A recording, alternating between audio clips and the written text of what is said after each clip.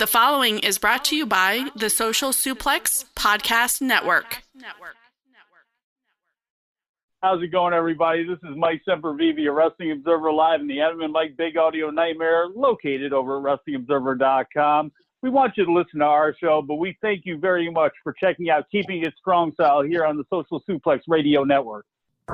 Yo, this is Rich Latta from One Nation Radio. This is brought to you by the Social Suplex Podcast Network. We present to you the Ace of Podcasts, Keeping It Strong Style. Let's go. It's the Ace of Podcasts, Keeping It Strong Style. Covering New Japan, they ready to hold it down. Jeremy, Donovan, and the young boy Josh. Come and hit a job out in Barrio the Frogs. From the Tokyo Dome over to the G1. Social Suplex is the network where we can get it done. I'ma chill and let them have it, cause this is just an intro. Keeping the strong style, 6 stars from the get-go, boy. Yeah, from Tampa Bay to the Tokyo Dome, this is Keeping It Strong Style with your hosts, Jeremy Donovan and the young boy Joshua Smith. And thank you for listening. Welcome to Keeping It Strong Style, the ace of podcasts on the Social Suplex Podcast Network. Jeremy Donovan here with the young boy Josh Smith. On today's show, we'll be reviewing New Japan Road, Lions Break Collision Episode 3, answering your question and covering all the latest news in the world of New Japan Pro Wrestling. You can support our show by subscribing to the Social Suplex Podcast Network or to Keeping It Strong Style on the podcast app of your choice and leaving us a rating and review. You can get all the podcasts and columns over at socialsuplex.com. You can check out our Pro Wrestling Tees store, prowrestlingtees.com/socialsuplex. That's where you can get your official Keeping It Strong Style t-shirt. If you enjoy this podcast, please consider making a one-time or monthly donation by visiting socialsuplex.com/donate and clicking on the donate button under the Keeping It Strong Style logo. This week's episode is brought to you by Manscaped, who is the best in men's below-the-belt grooming. Manscaped offers precision-engineered tools for your family jewels. They obsess over their technology developments to provide you the best tools for your grooming experience. Get 20% off and free shipping with the code SUPLEX at manscaped.com. That's 20% off with free shipping at manscaped.com and use code SUPLEX. Young boy, how you doing, man? Oh, man, so well. I love that every single week, as soon as you get done reading all the ads and the plugs and everything, it's right into, young boy, how you doing, man? I think one of these weeks you should just start off by telling me how you feel, like, right out the gate. Like, hey, bro, I'm doing good, bro. And then that way I can just, like, not feel put on the spot having to tell you how I'm doing every single week. Well, I care about you, man, and I don't get to see you that much anymore because of quarantine and stuff. So, bro, I'm mad scared about like COVID. Yo, you see Kanye like held like a freaking you see that thing he did in like North or South Carolina? Yeah, dude. Oh man, bro, shit is wild. Oh man, but speaking of wild, last week's episode, some might consider that might have been pretty wild for some people. Second most downloaded show of the year, right behind our Wrestle Kingdom episode. We got a ton of comments, feedback. I got a ton of DMs from people. So it's pretty interesting. Yeah. I think that reactions to our Dominion review, along with having Rich here, who just added he just stoked the flames even like higher than Master Heater. Yeah, Master Heater, Rich Latta, the social suplexes Gato basically. Yeah, I think that the reactions were as divisive and mixed as the reactions to the actual like main event of Dominion were. Like, yeah, it's kind of how it kind of came off. But I want to give a shout out to like our core listeners and the ones that interact with us, because I know a lot of them disagreed with us and maybe didn't agree with our takes, but we were able to have, a adult conversation and bounce things back and forth. It wasn't it's a lot of, well, you guys are dumb, you're dumb, kind of this normal kind of conversation you see revolving around wrestling opinions on the internet. So I'm glad to know we developed a, very, smart fan base that knows how to communicate. Yeah, my hope is, and for everyone that's listening now and everyone that, downloaded last week, thank you. Like Jeremy said, it's one of our, largest downloaded episodes of the year, which normally I wouldn't be surprised by that because it's Dominion, and I think in the past it's actually sometimes been like the most downloaded show of the year. But this year I didn't expect that, just given like COVID and everything, and the empty arenas, but since New Japan came back with crowds, numbers been back up. Yeah. So that's great. But, I'm kind of hoping that we get the same sort of that we built enough equity with our audience that we kind of get the Gato pass, like a lot. There have been times where Gato's done things. We didn't always agree with it, but we're like, okay, you get the benefit of the doubt and let's see where it goes from here. And I hope that we as co-hosts of this show kind of get that same benefit of the doubt, from the listeners, where if you don't necessarily agree with our takes or, you don't like necessarily tune out just because you don't agree with us. And I don't think that that's really the case here. I think a lot, like you mentioned, Jeremy, a lot of our audience, there are some people that like 100% agree with us. And then there's some people who don't agree with all of our, opinions. And there's some that just did think we were completely off base. But ultimately, it didn't feel like we were being, canceled or anything like that, which is cool. Yeah, I didn't feel attacked for the most part by anyone. Like, yeah, it was, pretty friendly discourse for the most part. So, and here's the thing, the very nature of a podcast, it can be frustrating. You listen to a show. Obviously, if you're listening, you're passionate about New Japan Pro Wrestling, and if you listen to us, you're, I think it's pretty evident that we are as well. And the nature of a podcast is that this is a review, analysis, and opinion-based show. It's not necessarily like a debate platform. So, if we had wanted to do that, we could have brought, someone that we knew was going to disagree with us. And that might even be an interesting premise. And then, from there, like stage a debate or, kind of create that sort of atmosphere. In this instance, that wasn't what it was at all. Like, Rich is our friend. We knew 100% what Rich's feelings. I mean, he wasn't shy about it at all. and neither were we. And, that can be frustrating if you don't agree with the same opinions that we have. The one thing I will say, though, I think for the majority of our opinions, even if you didn't agree with them, a lot of them were backed up by facts. A lot of them were backed up by historical takes. And obviously by our personal preferences and tastes. And I will say that when I read a lot of other people's opinions on this issue, especially the stuff with Evil and the booking, and I got to say, I wasn't swayed to change my opinion at all. And I don't take back anything about, and I still feel the same way completely. But a lot of other people that kind of voiced their, excitement with the direction and, how they're in favor of it and everything of that nature. A lot of them also had great facts, great historical analysis, great takes. So, wrestling is subjective. It's not like if someone disagrees with us, we think that they're an idiot or anything of that nature. And hopefully you guys don't for us. And I hope that you guys don't check out or anything and continue to listen to us because we are the Ace of Podcasts. But I guess my rambling is just to say, like,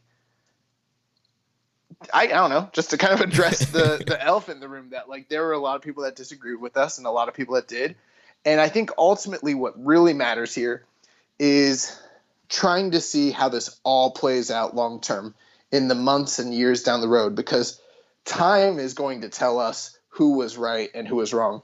And I'll tell you right now, if we're wrong on this issue, we'll fess up to it and completely own up to it. But I think if my opinions and my and my expectations are correct, and this evil shit falls flat on its face, like I think it's going to, I think there's a lot of people that need to come correct later on down the line.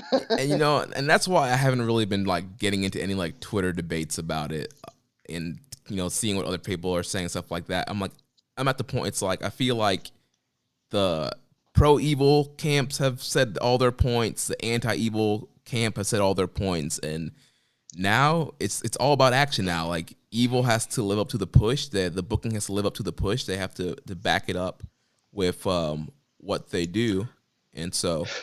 Well, one last thing I will say, if you've listened to this show historically, you'll recognize that this is not a show where we thrive on hate and, bashing things. Like, we'll keep it like 100, you know what I'm saying? Like, if we don't like something, like, we'll shred it to bits or whatever. Like, we're fine doing that, but we're not out here like that's not our gimmick, is to just rip stuff up. We're pretty positive in general. So, I mean, at the end of the day, it's like, if you're listening, that we're not just like these hot take artists or something like that, Right. Like, we very rarely have episodes like that where it's just, completely like burying something or just, going on rants or whatever. It's totally not, the status quo of the show. But I'll tell you this, if they keep fucking off, they're going to get some more of this. All right, so I think that pretty much covers what we want to talk about with the whole fan interaction there. You froze there for a second. You say something? Yeah, man.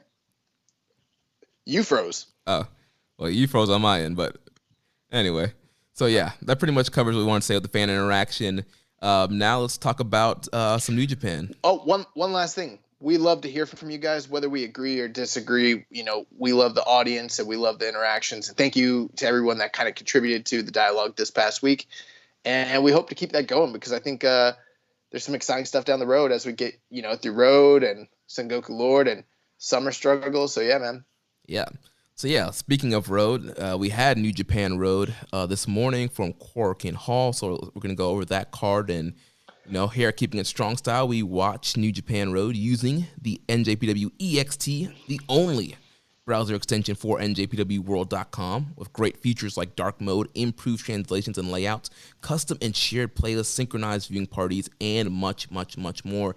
It will take your NJPW World experience to the next level, and you can visit njpwext.us today for details. I guess we've done the whole bit about Road and how it's just Road. It's not Road 2 or whatever. But here's what I really don't understand.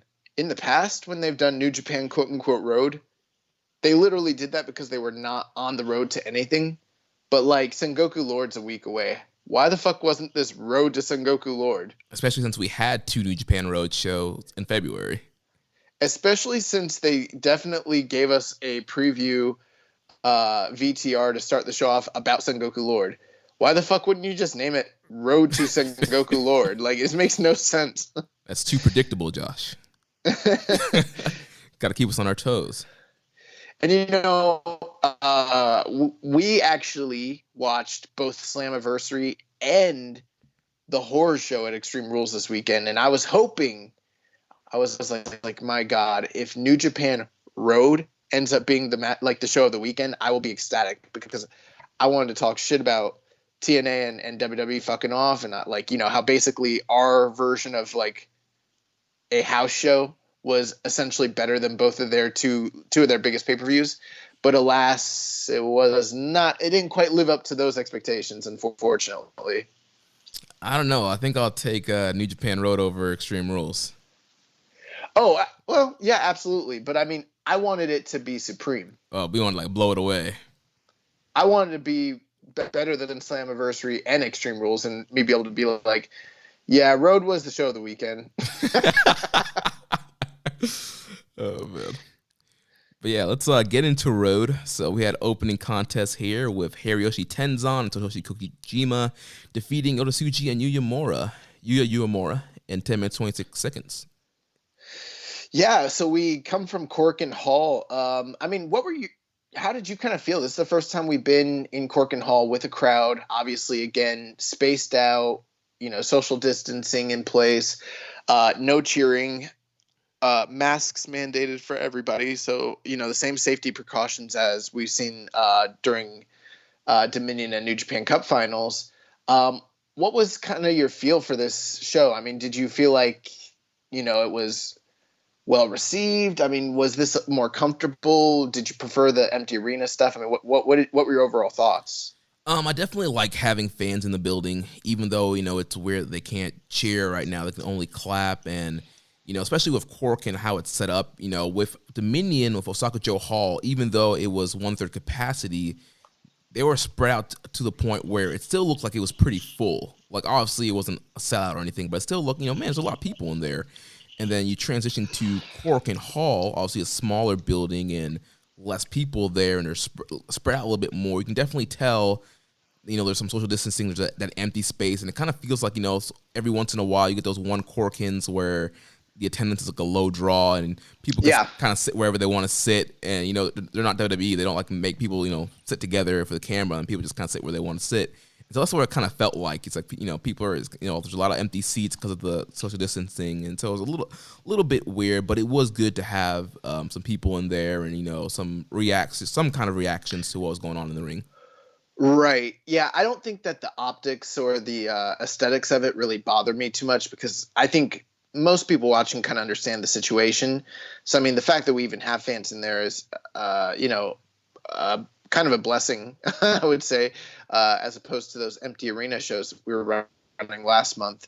But you're absolutely right. It is still strange when the fans can't really verbally articulate whether they're in favor or not of something. All we really have is the clapping, which I do think that the crowds are getting a little more inventive. We saw a bit of this, the previous shows, but it almost feels like they're acclimating more to like clapping on a beat, clapping at appropriate times. It doesn't sound like the PC where they're just banging on glass and it's just, oh my gosh, it's not just arbitrary noise for noise's sake. Yeah. There is a purpose behind the clapping. The only thing is, it's still kind of strange when like you have comedy segments and there's no laughter, or you have heat segments and there's no, jeers or boos or anything. Like, it's hard to really know whether certain things are or aren't getting over, because a clap can only really, translate like to a certain level. You know what I mean? Right. Like we said last week, like you're not going to clap for a heel. So you do, a big heat segment's coming on, like, and you can't boo. It's just like dead silent. So yeah, that is a little bit awkward. But I will say this: I'll take this any day over the empty arena era. I thought that was a cool novelty at the start, but as time went on, and it became pretty clear that New Japan wasn't really going to be altering their in-house style to accommodate. They're like, oh, no fans? Fuck y'all. We running this. We're doing exactly what we've always done. It's like, all right, guys, cool. But yeah, man. So this first match, Tenkoji and Tsuji and Yamura, I don't have a lot of thoughts. I do think, Tsuji and Yamura, they look fantastic, like we're used to seeing them look. I thought Tenzan and Kojima looked really good, but I mean, it's hard to not look good when you're getting that much offense in over guys that are willing to bump and sell for you. Right. But yeah, I thought it was a solid opener. For me, I thought Yamura was the star of this match. It stood out a little bit more than Tsuji for me here, and blasphemy. I saw he looked great, especially towards the end. He did this, sick double underhook suplex to Kojima, dropped Kojima right on his head. Thought that was a cool move, a little there. He just showed a lot of fire to me, and man, I see some real star potential in Yuya Yamura. But here's the thing.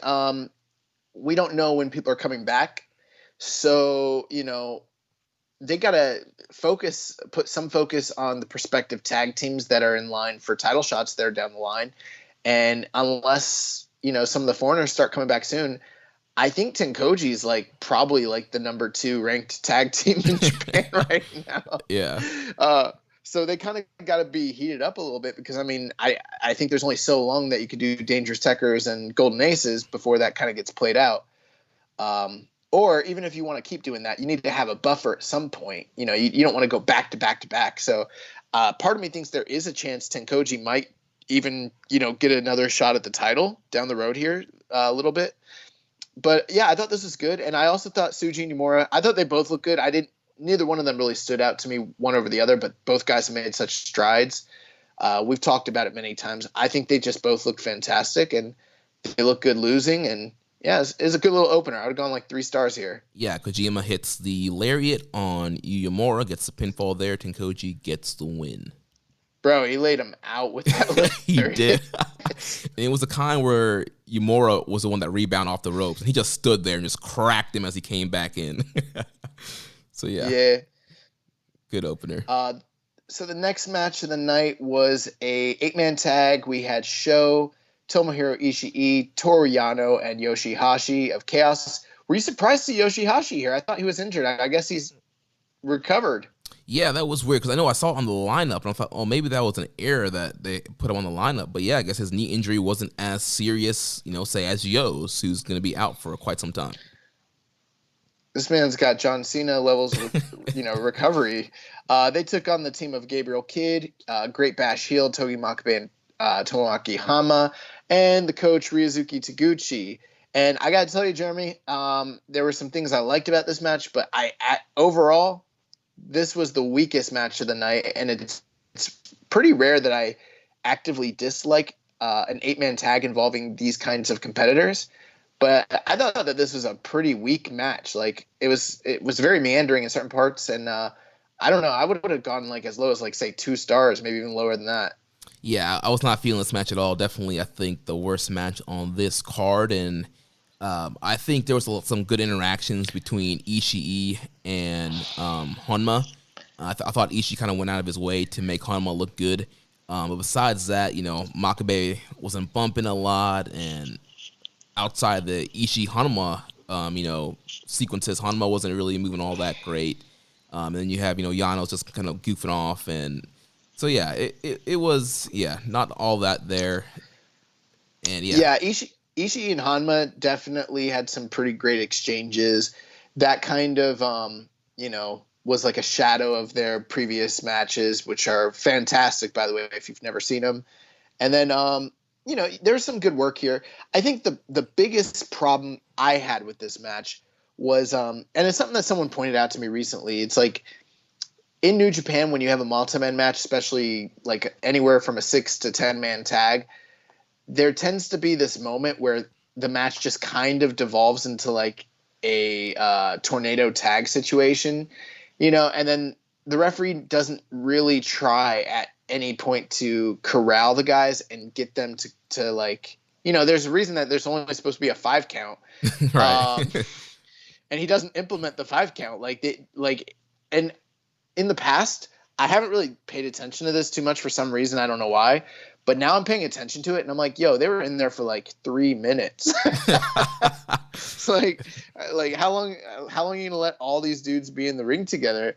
And not only that, I didn't think that and usually we're big fans of Taguchi and freaking all the comedy from him and Yano, but I just didn't think that really landed. I did think Gabriel Kidd looked good in this match, though. Yeah, he did. Yeah, he was working. So yeah, there was some plotting stuff. A lot of there was a segment where like Taguchi thought he was doing that spot where he like gets the guys to keep going in sequence and hit the guy in the corner, but all his guys got thrown out.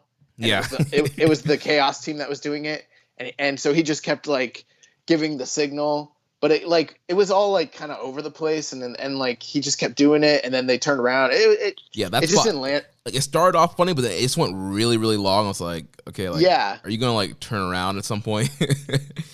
Yeah, I don't know what was going on here. You had a lot of good workers, but this match just kind of was like sloppy, and it was only like 2 minutes longer or a minute and a half longer than the opener. But the opener was like a breeze compared to this match. So yeah. So Toru Yano ends up getting the win here. He hits a low blow on Gabriel Kidd and gets a schoolboy win here. And one more thing I'll say about this match. Another reason why it was kind of hard to get invested in this match, like there's no really kind of direction. There's no feud. Right. There's no feud. There's no direction coming out of this match. Obviously Sho is kind of, in limbo right now as one half of the junior tag champs and just lost to Shingo. Ishii's not doing nothing right now. Yano's not doing anything. Yoshihashi's not doing anything. Great Bash Heel's not doing anything. Taguchi's not doing anything. And Gabriel Kidd, obviously, he's a young lion. So a lot of guys are just kind of stuck in flux right now. So, yes. Yeah, I had the exact same thought. One thing with Gabriel Kidd, when he got right before he got hit low blowed, he actually got slingshotted into the exposed turnbuckle, and I thought he took that bump really well. I thought he looked really great in this match. But yeah, I agree with your takes there, Jeremy. It just there's not a lot of heat to this match because there's no stories or feuds or anything really to build off of. So it was fine, and we move on. Yep. So third match of the evening, we had the LIJ team of Sonata and Shingo Takagi taking on the Suzuki-gun team of Doki and El Desperado. LIJ won this match 12 minutes and 40 seconds via the skull end from Sonata. Yeah, so this match, if you recall last week, Shingo defended his never open weight title against Sho.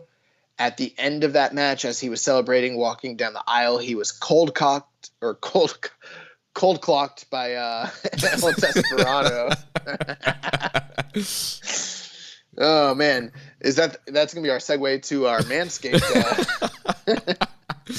No, but El Desperado freaking laid him out with a right hand, and took the never title for his own. He basically stole it and took it backstage like he was Dean Ambrose in like 2015.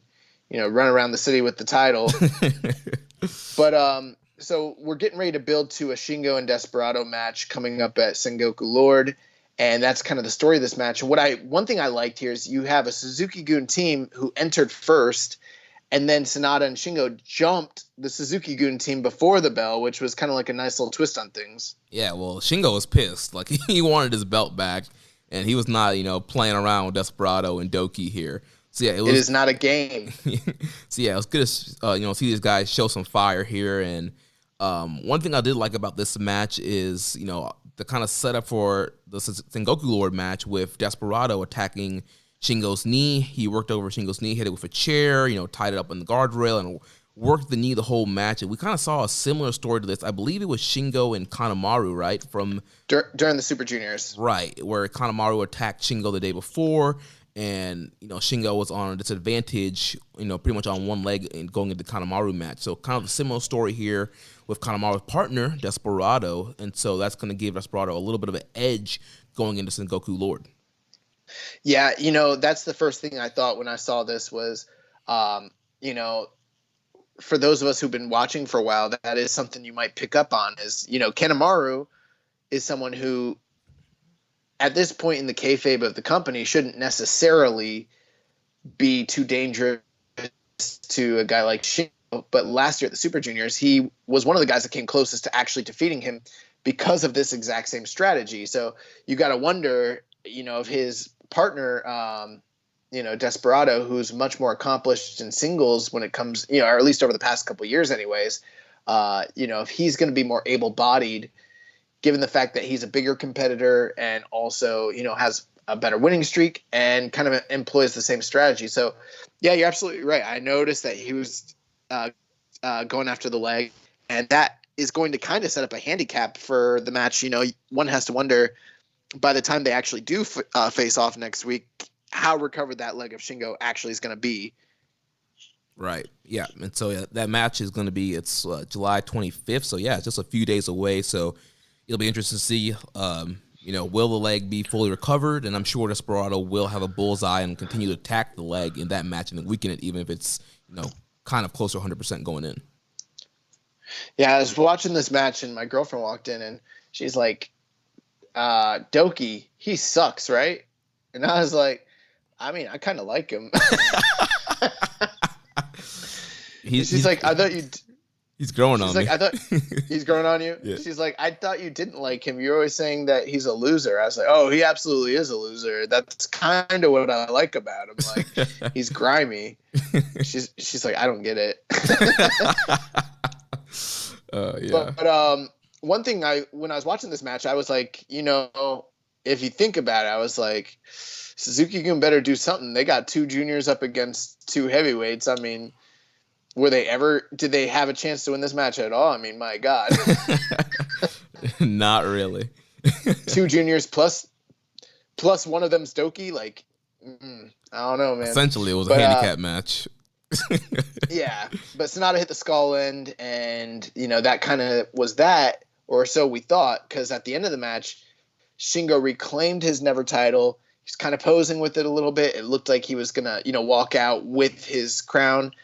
And then suddenly, like, Desperado comes up and he stole that man. Like, he just fucking laid him out again. Yes, Cole, straight right hand, knocked that man out, stole the belt again.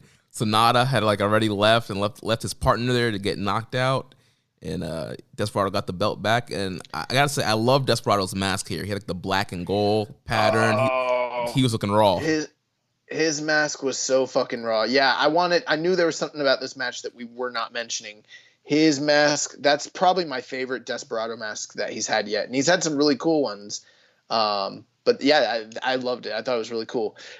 Here's what insiders are telling me. The whole thing with Sonata leaving, resulting in Shingo getting laid out, that was not by accident. And everyone's been wondering about, like, Tai Chi gun, Saber gun.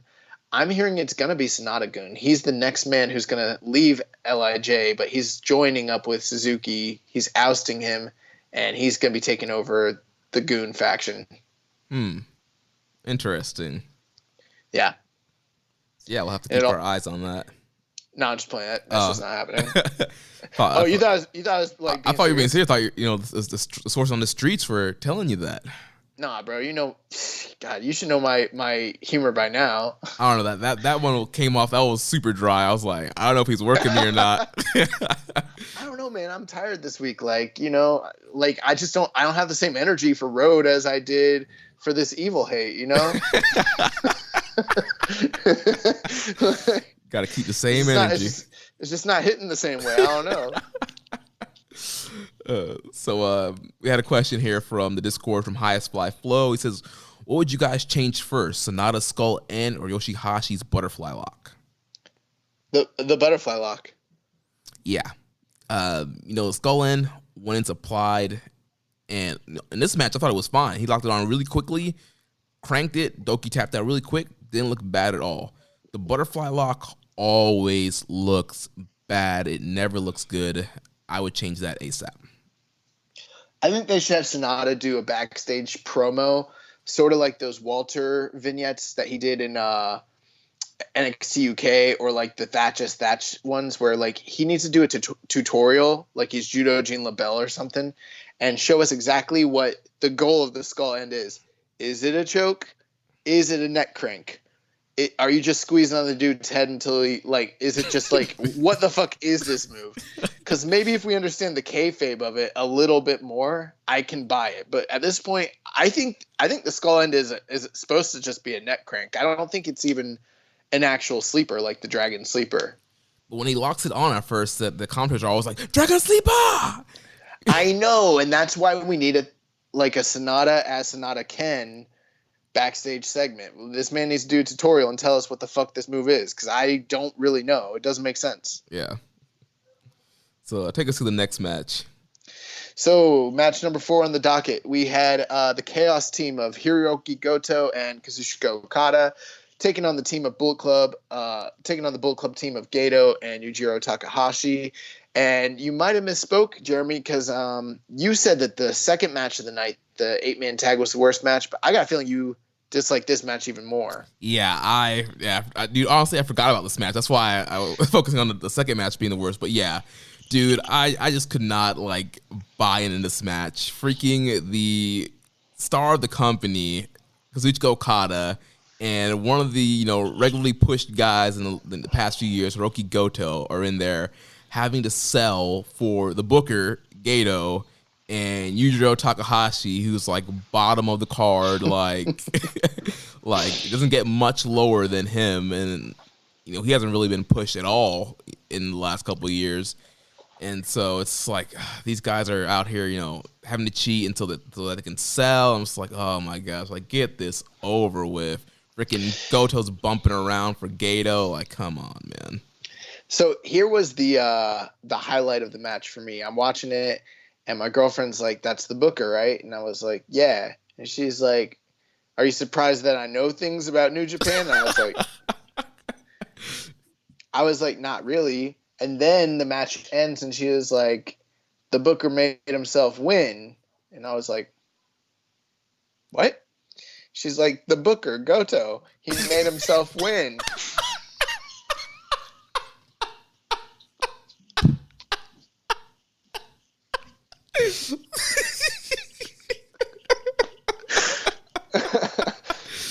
Oh my gosh.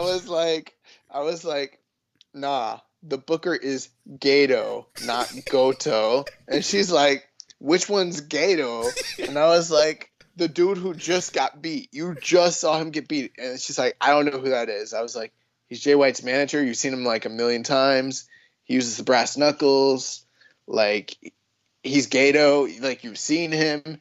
She's like, nah, I've never seen him. And then I showed her, and then I rewound it, and she's like, I don't know him. And she's like, wait, he's the booker? And I was like, yeah. She's like, why did he lose if he's the booker? He should have made himself one. And she's like, all this time I thought the reason that Goto couldn't win the IWGP title was because he was the booker and he was making himself not win it. I was like, oh no. Nah, Gato is the reason that man is not winning the IWGP championship. This ain't no Cody Rhodes situation. This is the booker saying nah. So that was the highlight of the match for me. Oh my gosh, hilarious. You know, here's my take on things. I'm not opposed to Yujiro getting a push at all, especially given the circumstances. You know, something that a lot of people have been bringing up, and I think it's something that we need to be cognizant of, is like, they got a limited roster. Who knows how long this thing's going to go on? You know, it's not like they can just be giving us, like, you know, for, like, instance, for Okada, do you want to have him face someone like, say, just throwing a name out there, you want to see him and Ishii at Sengoku Lord? Like, sure, that sounds raw, but you're going to blow your wad if you just keep doing stuff like that, you know, and it doesn't really elevate anybody. So they're giving Yujiro a chance. I'm kind of fine with them giving him a chance, especially since there is kind of a cool story. But I agree with you. It's also at the same time, it's like there's levels to it. It's like he's getting a push, but it's like everyone knows he's not beating Okada. The only thing we can really hope for is that maybe he looks good in defeat. Yeah, that's what I'm hoping for. But based off this match, he didn't look that great in this match. I thought he looked fine. I thought the match wasn't great. Anything that has Gato in it is going to actively detract for me at this point. Like, you know, that's just how it is. Yeah. The thing with Okada is, like, they don't know what to do with him when he doesn't have the IWGP title. It kind of reminds me of Hulk Hogan in WWF. Like, you know, like once he dropped the belt to Warrior, it's like, what the fuck do you do with him? Or like when he dropped the belt to Macho, like, there's only so much you could do with a guy of that nature, you know? Right. You know, funny story, actually, in fact, I saw a post the other day where someone asked, like, they were talking about Okada, and they're like, can anybody think of, like, they were like a new fan, and this was in a Facebook group, and they're like, can someone explain to me who's the WWF equivalent of, like, Okada? Someone actually made a pretty compelling argument. They're like, Hulk Hogan. Like, Hulk Hogan is the only real adequate, like, comparison. You know, a guy who was in the company, left, comes back, wins the title almost immediately, and then gets pushed to the moon. Like, that's it. You know? Like, there's been very few other people like that in WWF's history, and, like, you know, Okada is that guy for New Japan. Like, it's kind of the same deal. Yeah. So, yeah, it'll be interesting to see kind of where they go with him after this whole Yujiro stuff and kind of what's the direction there. Yeah, I mean, there's no telling. We have no idea, and who knows if it will lead to something for Yujiro down the line as well. It's not a match I'm really looking forward to necessarily, but, you know, I remember, and this is just me, like, Yujiro had a banger with Juice Robinson in the New Japan Cup a couple years ago. Oh yeah, that's right. That was an opening, right? He had the upset win, right? Or did he Juice beat him? Juice beat him. Okay, yeah. And every couple of years, Yujiro, people seem to forget this, Yujiro will come out and have a banger. He's like, every year he has one banger. And I mean, we're kind of due for one. And who better for him to do it with than Okada? So I hope it works out. I hope he has a good match. I don't know. Yeah, I hope so too. But let's move on to the next matchup here. Had some more multi-man action with the Suzuki Gun team of Minoru Suzuki, who's back from his illness over the weekend. COVID. I don't think it was COVID.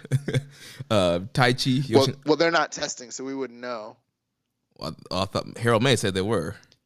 I mean, I keep hearing people say they were, but where's his cleared? Where's his nah, he didn't have it because we were testing. I don't believe that they're testing. I don't give a fuck. So anyway, Suzuki.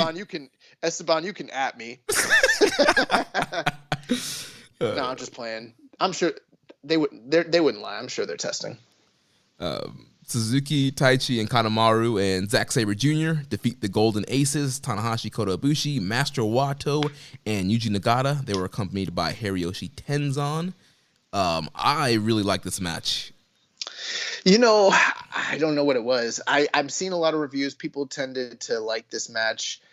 It didn't do a lot for me for whatever reason. I'm not sure. But I will say it had the best stories going into it, or at least collection of stories, because you had Suzuki still hot over his unexpected defeat to Nagata during the New Japan Cup. So, you know, and plus that's old beef anyways. Those guys been, you know, beefing, you know, for like almost 15 years, 16 years now. Yeah.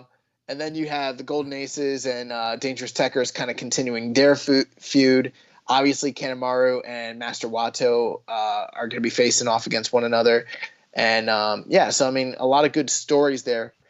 I just didn't really get into this match. The only thing that I really got into when it came to this match, and I don't know why, was just Wato, man. Because he's got, like, the fucking sickest, like, offense. Yeah, Master Wato, he was looking raw. He needs to, you know, get some more. Whoa. Let's be clear. He was not looking raw. He looks like a geek, but he was wrestling raw. Yes, he was wrestling raw. He needs to touch up the hair. Some of that blue was fading out. He needs to, you know, get that. He might want to let the blue go. I don't know. And man was out here innovating. Did a standing moonsault headbutt. Bro, I saw that and I was shook. I was like, bro, he could have broke his neck. Like, what the fuck was that? And it wasn't even like a botch. It was like, I think he absolutely meant to do whatever that was. No, I think he was trying to do a standing moonsault and like. See, I thought he was just being a daredevil, bro. I was like, this man is putting it all out on the line here at New Japan Road, like. But because he rolled out of it and recovered very well. It looked like, oh, maybe. I thought it was a new move. I was like, this is the next Hiromu right here. This man gives no fucks. Yeah, but you know, unfortunately, Master Wato, he got stuck in a bad situation there towards the end with Kanemaru, hit him with the deep impact, and then busted out. I don't know if this is an old Noah finisher, but it's new to me. A move he calls the touch out, which was a spinning brain buster. Wrecked Master Wato. Fucking raw. Yeah, it was raw. He wrecked Wato with that. Yeah, the funny thing about that was like he definitely could have beaten him with the deep impact, and then he was gonna get the 3, and then he raised his head up and then hit him with that finisher to just add insult to injury. And it was funny because I'm watching with my girlfriend, and like when it happened, she was like, "Oh, he got cocky. This is gonna cost him." And I was like, "I don't think so." I was like, "I think Wato's about to like go to sleep," and that's exactly what happened. Yeah, so it's going to be interesting to see where they go from here. Clearly, they're still building this, you know, Wato Kanemaru program, and clearly they're taking a whole different approach with Master Wato. They're kind of starting him off from the bottom, giving him some adversity, some obstacles to, you know, some hurdles to go over, and they're going to kind of build him up that way. You know, aside from the Wato Kanemaru stuff, I mean, I kind of touched on the stories that were here. Was there anything that you noticed in the actual match that you know kind of caught your eye? Any of the, you know, old man stuff? Any of the tag team stuff? Yeah, once again, I love the interactions with Suzuki and Nagata. They had some great exchanges. We saw with Dangerous Tekkers and Golden Aces, they continued to tell a story of Tanahashi's knee. At the beginning of the match, they were, you know, pointing at his knee and making fun of him, and Tanahashi was like slapping his knee, like, you know, knee's fine, I'm ready to go. And throughout the whole match, there was kind of this whole like teasing on Tanahashi's knee if it's 100%, and, you know, trying to target it, and Tanahashi trying to prove that his knee was 100%. And so yeah, I liked all that. And do you remember when Tanahashi got his knee destroyed by Suzuki a couple years ago, and then he had that layoff, and when he came back, that kind of set up his, like, you know, big G1 run and all that stuff. Yeah. But right before that run, he did this like press conference, and in the press conference he was like, when I was a young lion I never worked legs. Yeah, I remember that. And he's like, that's the reason why I've had so many ailments to my knees and my lower body. He's like, but I'm in the gym strengthening my lower body in ways I never have before, and this will never happen again. Well, clearly he went off that program because That man lied to us. So yeah, and then of course the post match was great, where Suzuki and Nagata just continuing to just slap the crap out of each other. Young Lions, everybody, they're trying to break it up, they can't break it up, and literally it's like 5 minutes of these guys just slapping the crap out of each other, trying to pull apart, continue to slap each other until Suzuki finally kind of had enough. He threw a chair and then went to the backstage, and Nagata posed off for the fans. So I'm thinking at some point we have to be getting another singles match. Bro, that to me right now, that's still the fight of the year right now. Strong style fight of the year? Absolutely. Like, it's like that's the most violent, most vicious match in New Japan this year. Yeah, and I mean, we haven't had too many contenders, but I mean, yeah, just incredible. And I shudder to like imagine what a rematch between those two guys in the twilight of their career might be like, Yeah. Also, like, if you notice, there was like so many cupping marks on Nagata at the last tour. And it's like, I have to imagine a lot of that is due to the kind of rigorous matches he was having against like Okada and, against Suzuki. So, yeah. Yeah. It's a big shift when you're going from opening, tags with Young Lions to wrestling Suzuki and Okada. Yeah, I mean, Suji don't hit the same way as Suzuki, you know what I'm saying? Yeah. All right, well, take us through the main event, young boy. Yeah, so the main event, it's what everybody came for. We had the Bullet Club team of Dick Togo. Last week, Jeremy was talking about Dick to go. Like, I didn't want to say anything on the show, but then like people started pointing it out to us afterwards, and I was like, yeah, that was Jeremy. Like, bro, why were you calling it Dick to go? I don't know. I just was. Sounded like some sort of like, like an Uber or something like that. Like, but for other stuff, I mean, sometimes that they want them to go. Anyway, so we had Dick Togo. I almost said Dick to go just because now that's how I hear it in my head. Dick Togo, Evil, and Taiji Ishimori defeating the Los Ingobernables de Japón team of Bushi, Hiromu Takahashi, and Tetsuya Naito. 14 minutes and 2 seconds. So yeah, this one started off kind of interesting. You had Hiromu coming out looking, kind of pressed. He had his jacket all zipped up. Somber faced. Yes. Walks out there. I think he was mourning the fact that Rey Mysterio lost his eye at Extreme Rules. Probably. Yeah. We all are. Yeah. So he's that's why that's why there's not as much energy in the show today. Mm-hmm. So Hiromu comes out, somber, jacket zipped up, gets in the ring. Bullet Club comes out, and Hiromu stands right in front of Evil, unzips the jacket. He's wearing a Bullet Club shirt. He puts the gun fingers up. He points it at Evil. He turns around. He points it at Naito.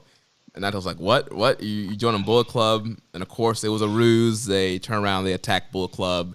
He rips his shirt off and proceeds to attack Evil. What percentage were you, when you were watching this, what percentage of you was, this is absolutely a swerve and he 100% is not even, like, that this is not happening? And what percentage of you was, fuck, after the Evil stuff last week, who the fuck knows what this company might be doing? What percentage of you were you of those two things? I was like 95% sure it was a swerve and like 5% like, nah. I was like, I'll tell you, I was like probably like 89.5% like this for sure is not happening. And I showed no visible outward signs while watching it that I even was slightly thinking that it was real. But the minute that they confirmed it wasn't real, suddenly I realized that maybe I was holding in a little bit of air that I didn't realize was there. And I was like, oh God, whew, thank God. You know what, man? I'll tell you this though. If they would have done the New Japan Cup the way that I booked it out, and if they would have gone with like Hiromu, and then did the exact same storyline, do the exact same storyline as Evil, but do it with Hiromu, we would be praising the fuck out of that storyline. We'd be like, Gato has done it again. This man does not miss. Can you imagine how much praise universally? There'd be no one who hated that storyline. Yeah. I mean, I still think it would be kind of weird with Hiromu and the Bullet Club, but yeah, I would have loved it. It'd be weird, but we'd be like, they've gone in a bold new direction. And how cool does Hiromu look in the black and white? My God, this is the new era Bullet Club. Jay White, who, like, we'd be going off, bro. Get me a Time Bob Club shirt. Yeah. Instead, we got funky ass Watanabe. We got the Darkness Club. You see the new Darkness Club T-shirts. Are there actually Darkness Club T-shirts? Yes. Yeah, they got the logo on the Titantron gimmick there. Now there's shirts. So yeah, that's his thing, Darkness Club. Now, a couple things I will say. Number one, his music, now that I've heard it a couple times, it is fucking raw. Like, that is something that they did not miss on. I might even go as far as to say it's like in the top 10 like current themes in all of New Japan, and I've only heard it twice. Yeah, the theme's raw. I enjoy the theme a lot. He dropped the skirt gimmick. Bro, this is how I know. We already know that people from the office listen, but here's how I know for a fact they're listening. We were like, yo, he looks like Karma. He looks like Awesome Kong. And someone was like, yo, Watanabe, these Strong Style boys, they said your skirt looks like, you know, Xena the Warrior Princess. And he was like, all right, I'm dropping that shit pronto. And actually, I thought his gear, last week he came with his hair down, but he clearly has like touched it up. He's cleaned it up, and his gear looks great. His hair looks great. The music is great. I will praise the entire presentation. Right now, something I didn't think I'd ever say. Evil does look like a star. That is one thing that they have done properly. But he don't wrestle like no fucking star. Yeah, it's like we say, the bell has to ring. So you can have the cool music, you can have the cool entrance, you can have the cool gear. But once all that's done, Red Shoes is going to call for the bell, and you got to work, kid. But you know what? That's not really fair. This match, obviously, it's a preview match. I was excited because we got to see Dick Togo in action. And the funny thing is, like, Dick Togo hasn't wrestled in New Japan since, like, I don't know, like one of those Lions Break shows like 3 or 4 years ago. So it's his first time back on, like, a New Japan proper. And even though he's older, he can still go. I thought he looked good. I thought that this was still my match of the night. No surprise, it's the main event. I thought everyone looked good and worked hard. 14 minutes, didn't overstay its welcome. I do not like the gimmick. I don't even know what you call that, but the cable that Dick Togo is using to choke people with. Yeah. I hate it. I hate it so much. And I understand there are probably people listening. They're like, well, they're heels, Josh. You're supposed to hate it. No. I don't hate it because it gets heat. I hate it because it breaks my suspension of disbelief, because I watch The Sopranos and shit like that, and people get murdered. When you have a like a straight wire like that and you wrench around someone's neck, they should die. What's the deal here? Like, what is Dick Togo doing? Like, he's holding that shit mad long, and the people are fine afterwards. This is stupid. Yeah, I could do without that. But yeah, I thought everybody in this match looked good. I really liked this match, and I thought there was a lot of like cool like triple team maneuvers from the LIJ side, Yep. and they were obviously, we talk about all the time, like LIJ multi-mans are usually pretty good, and yeah, Naito, Hiromu, and Bushi worked really well all throughout this match. Ishimori looked good. Yeah, Ishimori looked good, and everyone looked good here. It was a good match. yeah, it came down to Bushi and Evil eventually, after Dick hit he choked out Hiromu, and then Evil hit the Everything is Evil on Bushi and got the win for the team. Yeah, we didn't do a preview show last week, but I mean, this was literally one of the most predictable shows of the entire like year so far. Like I could have looked at this on paper and told you exactly not only which team was winning and losing, but exactly who was taking the fall on each team. And that's not just like, and I'm sure most of you could too, because all you had to do was look at it on paper. But overall, fine show, nothing great. I really don't have anything even over like say 3, maybe 3.25 at most. So it was still your typical Road 2 show, but it did a good job establishing a few stories and kind of being just a nice little preview for Sengoku Lord, which is coming up this next week. Yeah, and after the match, Dick Togo choked out Hiromu. Evil T's hitting the everything is evil, but he didn't, just threw Hiromu down, cut his promo, and we leave with a fallen LIJ. Yep, and we go from there. Yeah. So any other final thoughts? No, thought it was a fine little. Essentially, it was the Road 2 show, and we got some previews for the big matches coming up, Sengoku Lord, and advance some stories. And so yeah, I'm looking forward to Sengoku Lord. It was Road, Jeremy. It was Road. Nothing more, nothing less. So let's do some. It met the hype of New Japan Road. I don't know. New Japan Road had Shingo and Ishii earlier this year, so. Oh, did it? But let's take a look at Sengoku Lord, do some predictions for that. So. Yeah, man. I mean, we've got a pretty big lineup here. 7 matches, pretty good looking card. The first match of the night, Taiji Ishimori against Yuya Uemura. I mean, obviously, I think we can both give our predictions right out the gate here. Yeah, Taiji is easily getting the win there. Yeah, but it will be interesting to see Yuya Uemura against Taiji Ishimori. They did face off during the New Japan Cup, correct? Yes. So this is sort of a rematch of the match that they had during the New Japan Cup. Am I correct in that? Who did Uemura face? Or did Ishimori wrestle Gabriel Kidd? Now I'm getting it mixed up now. I think Ishimori did wrestle Gabriel Kidd, and I think Uemura wrestled Kanemaru. Yeah, you're right. Okay, perfect. Yep, so backtrack. So Ishimori and Yuya Uemura, it'll be good. You've got, what many are calling the current star of the Young Lions taking on one of the best juniors in the world in Taiji Ishimori. Should be a good little match, good opener. Yep, and then following that, we'll have the team of Taguchi, Honma, Makabe, and Kojima taking on Ishii, Toriano, Yototsuji, and Gabriel Kidd.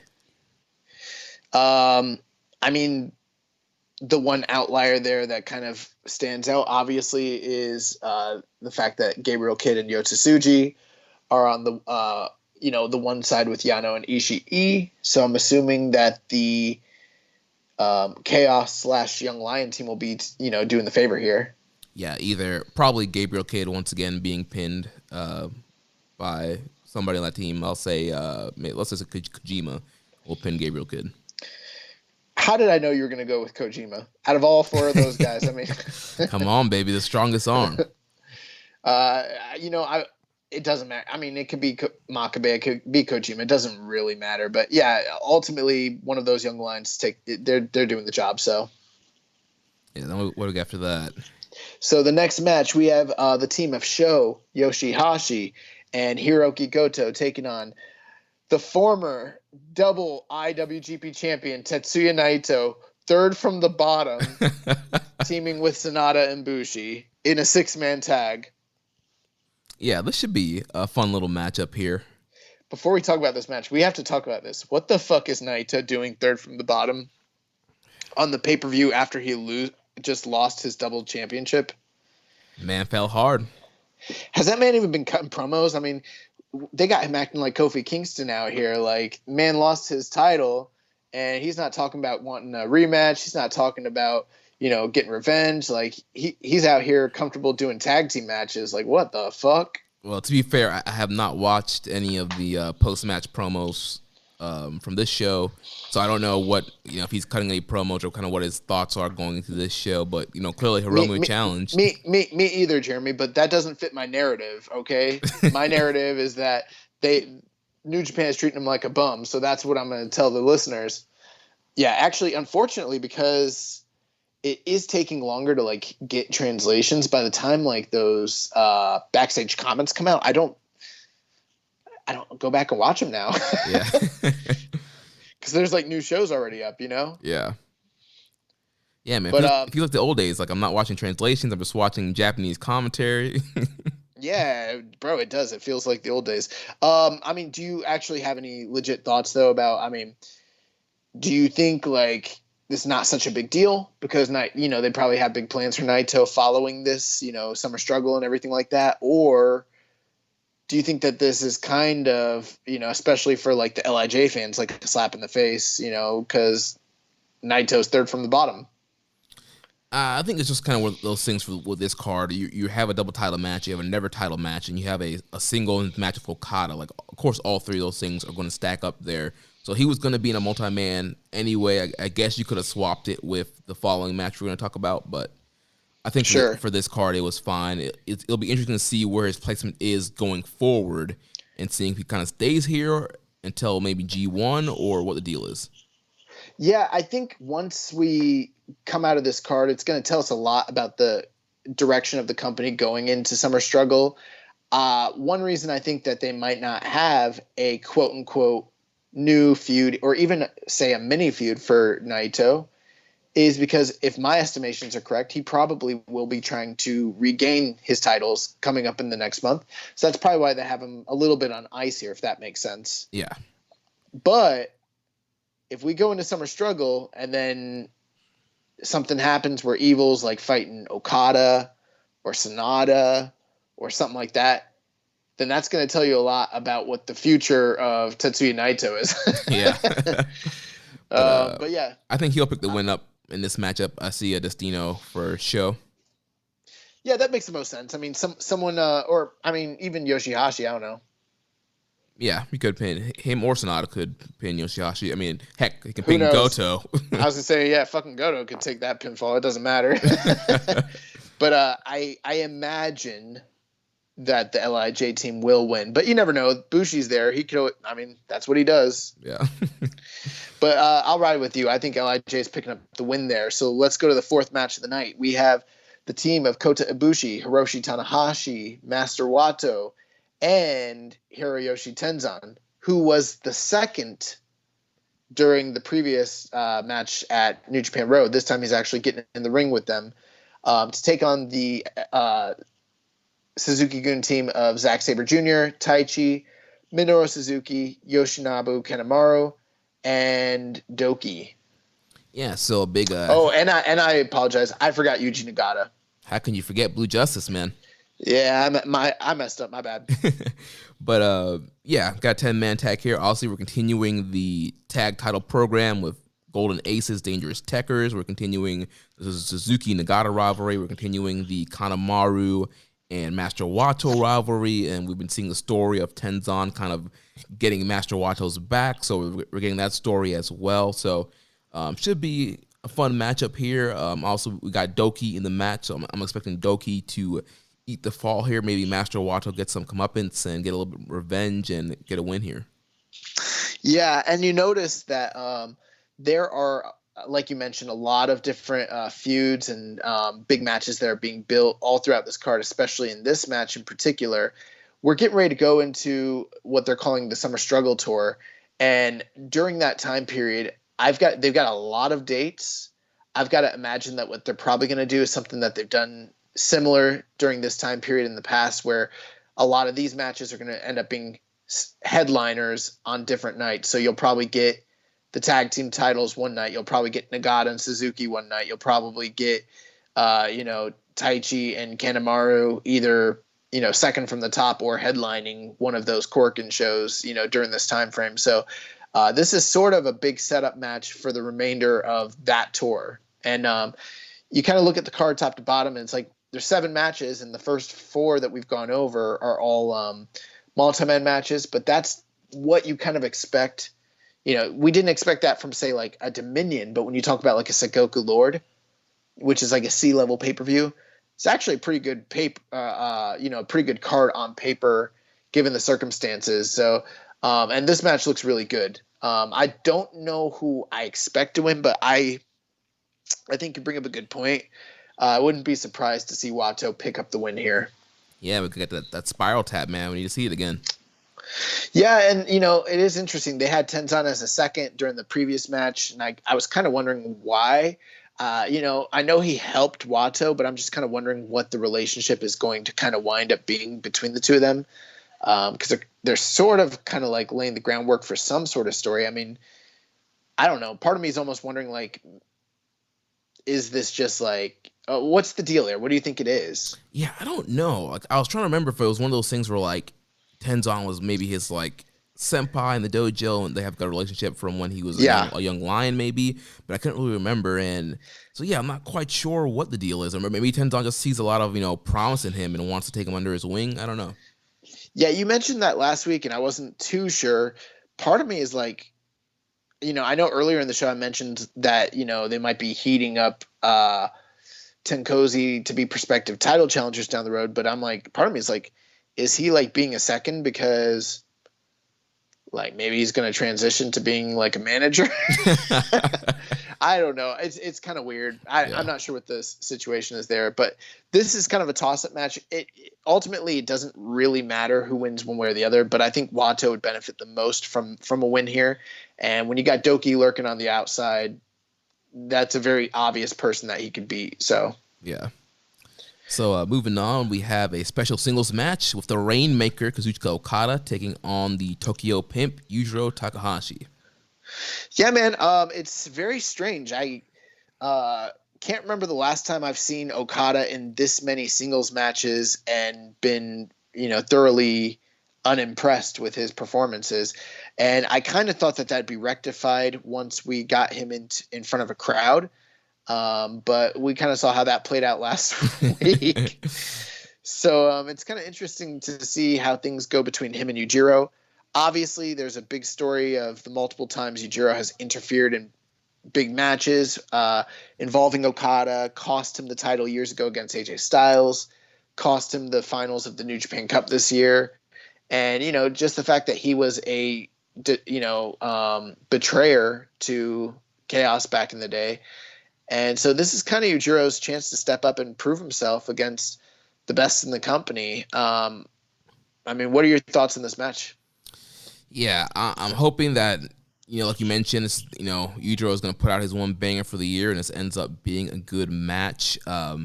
Yeah, I know that the roster is obviously low on some people, and, they're really trying to push Bullet Club right now. It's just so weird seeing, Yujiro, getting this big singles match with Okada, but also it makes sense. Yujiro screwed him out of New Japan Cup Finals in the VTR in New Japan Road. They showed Yujiro screwing over Okada. I believe it was against AJ Styles when he first joined the Bullet Club. So there's a long story here with Yujiro screwing over Okada, rivalry with the Bullet Club literally over the past 7 years. So yeah, hoping for a good matchup here. Yeah, and there've been people who have kind of been like detractors to that term, long-term storytelling. They think, that it's just something that's kind of thrown around, that not everything that's done when it comes to the booking in New Japan is purposeful. And for the most part, I would say I disagree with that. I think a lot of the time they know exactly where they're going, and a lot of it is planned out. But sometimes there are happy accidents, where necessarily works in your favor, and this is a situation like that. I don't think that they necessarily plan to have this big push and feud for, Yujiro against Okada. I mean, they could have. I could be wrong, but I doubt it.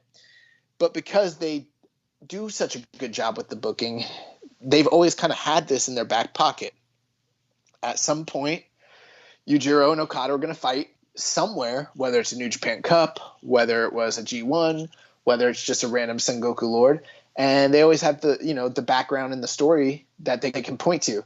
And I think that that's one of the big differences between this company, where things that happened 6 or 7 years ago still matter, versus say like a WWE, where they don't even adhere to what happened 4 weeks ago, Right. And that's kind of the beauty. Even when it's not long-term storytelling, it still kind of is. Right. So yeah, it was good on them to kind of play on that story, and so yeah, hoping for a good matchup here. I hope it's a good match.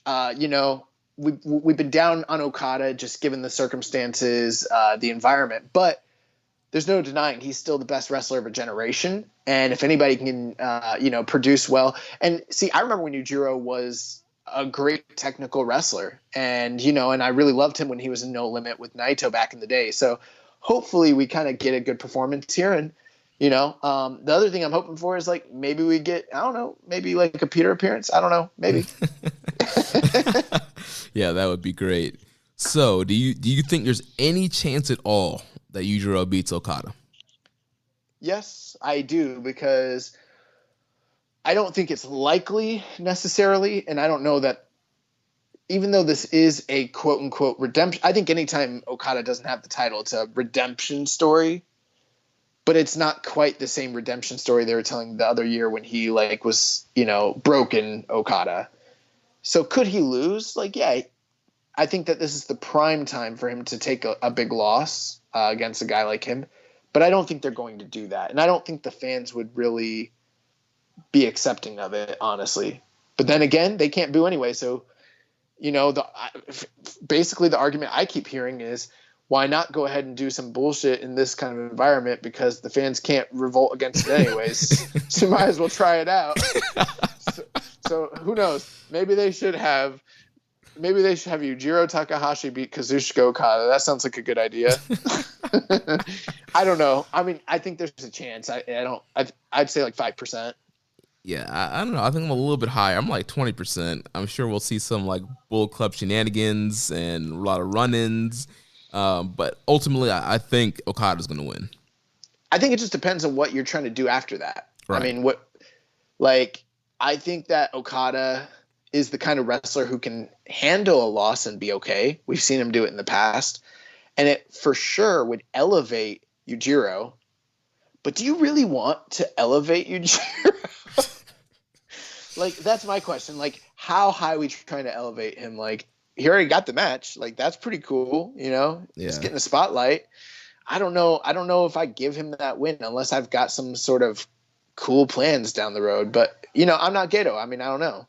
Yeah, who knows? But yeah, I'm going to go for Okada here. The next match after that is going to be the co-main event of the evening, and the match I'm most looking forward to on the card. It is the Never Openweight Championship title match as Shingo Takagi defends against El Desperado.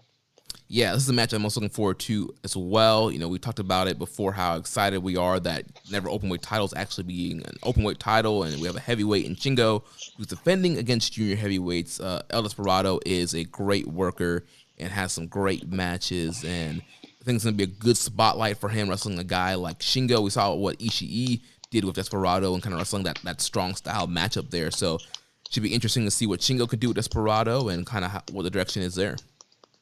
Yeah, Despy is kind of one of the more well-rounded juniors in the division. I wouldn't really classify him as any one style, He's not necessarily a high flyer, although he can fly when needed. I wouldn't call him a technical wrestler, though he's definitely proficient on the mat. He's not a brawler per se, but, we've seen him, have brawls with guys like Jun Kasai and jump people before the bell with Suzuki-gun. And, I wouldn't say that he's like a strong style type of guy. And I mean, we saw him wrestle Ishii and kind of go blow for blow, but he's also a smart wrestler who kind of uses his speed and his tactics and his wiles. He's not always just trying to go toe to toe. He's one of the more well-rounded guys. He can kind of do a little bit of everything, and he mixes it up very, very well into a unique and nice package. And, Shingo, we've seen him, prove that he can wrestle any style under the sun and make it compelling and entertaining. And, I don't believe we've seen Desperado and Shingo wrestle before. Am I correct on that? I'm pretty sure only in tag matches when they're doing the whole Shingo and Bushi against Kamaru and Desperado. I don't think they had a singles match. I think they were in opposite blocks. Yeah, because Desperado wasn't in the Super Junior That's right. tournament. He broke his jaw. Yeah. So they've definitely never had a singles match against one another. So this is a match that kind of can only really happen in this context of being like a never open weight title match, which is very exciting. I think this match is really going to deliver. I expect an entirely different kind of match than what we got from Shingo and Sho. And I think this will be a little bit more in the vein of like some of the matches we saw during the Super Juniors with guys like Kanemaru and some of the other like opponents that Shingo faced. And, we haven't really seen, since Shingo's been here, they've done a good job kind of protecting him from overextending himself and facing too many guys. They still have a lot of fresh matchups with him, and this is one of them. And I think it's going to be match of the night and just be really awesome. Yeah, I think it's going to be a banger. And, clearly they laid the groundwork for the story, like we mentioned on New Japan Road, with Desperado attacking the knee and stealing the title. So I think, Despy's game plan is going to be work the knee this whole match and try to get Shingo to tap for the Pinche Loco. Yeah, and the Pinche Loco, is that the one where it's like the stretch muffler? Yes. It's like the Brock Lock? Yeah. Okay, yeah, he almost did. Correct me if I'm mistaken. I thought he locked that in completely during the tag match. He did. Did he not? Yes, he did. Okay. Yeah, so I never thought Shingo was going to tap, but I was like, does he have that fully on or not? I couldn't tell. I was like, man, it looks like he does. But yeah, that's probably going to be his game plan. And I also expect, a lot of cheating tactics from Desperado. He's going to try to do everything in his power to take shortcuts and, not just steal the belt, but also steal the win and actually make his claim to being the champion legitimate. Yeah. So then that takes us to. Well, what's your prediction? Oh yeah, here, man? I think I'm gonna go Shingo retaining. Yeah, I'm gonna go with Shingo as well. I find it hard to believe that Desperado is gonna win the belt here. Not that he couldn't. It's just that a lot of the title changes that have happened recently, many of them kind of feel like they were done out of necessity, and with Shingo kind of being like this great draw. Very popular, charismatic type figure. I don't think there's any need to take the belt off of him and put it on Desperado because there's no shortage of opponents for him at this time, Right, especially with the IC title still tied up with the IWGP Heavyweight title, you need that never title to main event some of these smaller shows. You can put Shingo over somebody in the main event of some of these Corkins with the never title. Right. I'm not opposed to them giving someone like Desperado a run. It's like, okay, Despy's the champion, but then what? You know what I mean? Right. With Shingo, it's very clear. The story is, I don't like you, you don't like me, I'm a bad motherfucker, let's do it. With Desperado, it's kind of like, well, what's next? And they'd kind of have to cultivate something new. Yeah. And you also point out that the IC title's gone, but think about it, not just the IC title, but also the US title, which makes the never, and for right now, it seems like the junior title. So that kind of makes the never title like the de facto number 2 belt in the entire company right now. Yeah. I'm really hoping that Minoru Suzuki comes out and challenges next after this. Yeah, I don't see why not. That's a match that we've all been waiting for a while. I don't know if you want to do that in this era specifically. I think Desperado's kind of the smart choice, given the circumstances. But yeah, however we're going to get it, whether it's at a Tokyo Dome or whether it's on a road to, I don't care. Give me Suzuki and Shingo. Yeah. So that brings us to the main event now for the double IWGP Heavyweight and IWGP Intercontinental double title match with Evil defending the title against Hiromu Takahashi, the current IWGP Junior Heavyweight Champion. So before we start our bitching, do you want to give a quick analysis of the story here, and then because I feel like we could talk about the story and be a little bit more positive and upbeat before we start talking about our expectations on the match. Yeah, so clearly we know we had Evil do the big turn on LJ, wins the New Japan Cup, joins Bull Club. He's now the quote-unquote, leader of the Bull Club. He defeats Naito. Not confirmed. Right. It has not been confirmed that he's the leader. Right. We got a lot of flack online for saying that we thought he was. Right. But clearly he is positioned as the front man of the unit that's in Japan right now. And obviously, so yeah, he turns on LIJ, takes the titles from Naito, and post-match, we had Hiromu coming out and, pretty much being screaming. in a mental breakdown and want to know why. Evil has done all this, so he challenged Evil for the double titles. We know Hiromu's been saying he wants to win the double titles. He's actually been challenging Naito, this whole year, but obviously the match never happened, and so now he's challenging Evil for the double titles. The IWGP has approved the match, and so Hiromu will be trying to get some revenge for LIJ and for Naito, and also at the same time trying to accomplish his goal of getting those double titles. Yeah, absolutely. They've done a really good job telling this short little story on a limited time schedule. I mean, it was just when was Dominion? Like last weekend? Yeah. So we had one Road to show between Sengoku Lord and Dominion, so not a lot of time. And given that that's the story they're telling, it makes perfect sense why Hiromu would be amongst those who could hypothetically be a credible challenger. I think really anybody from LIJ kind of to some extent made sense, but Hiromu, for a lot of reasons, just given the connection between him and Evil, and like you mentioned, him also kind of being positioned to be a potential challenger through the media, his comments, the prospective match that was going to happen at the anniversary show, and also his run through the New Japan Cup.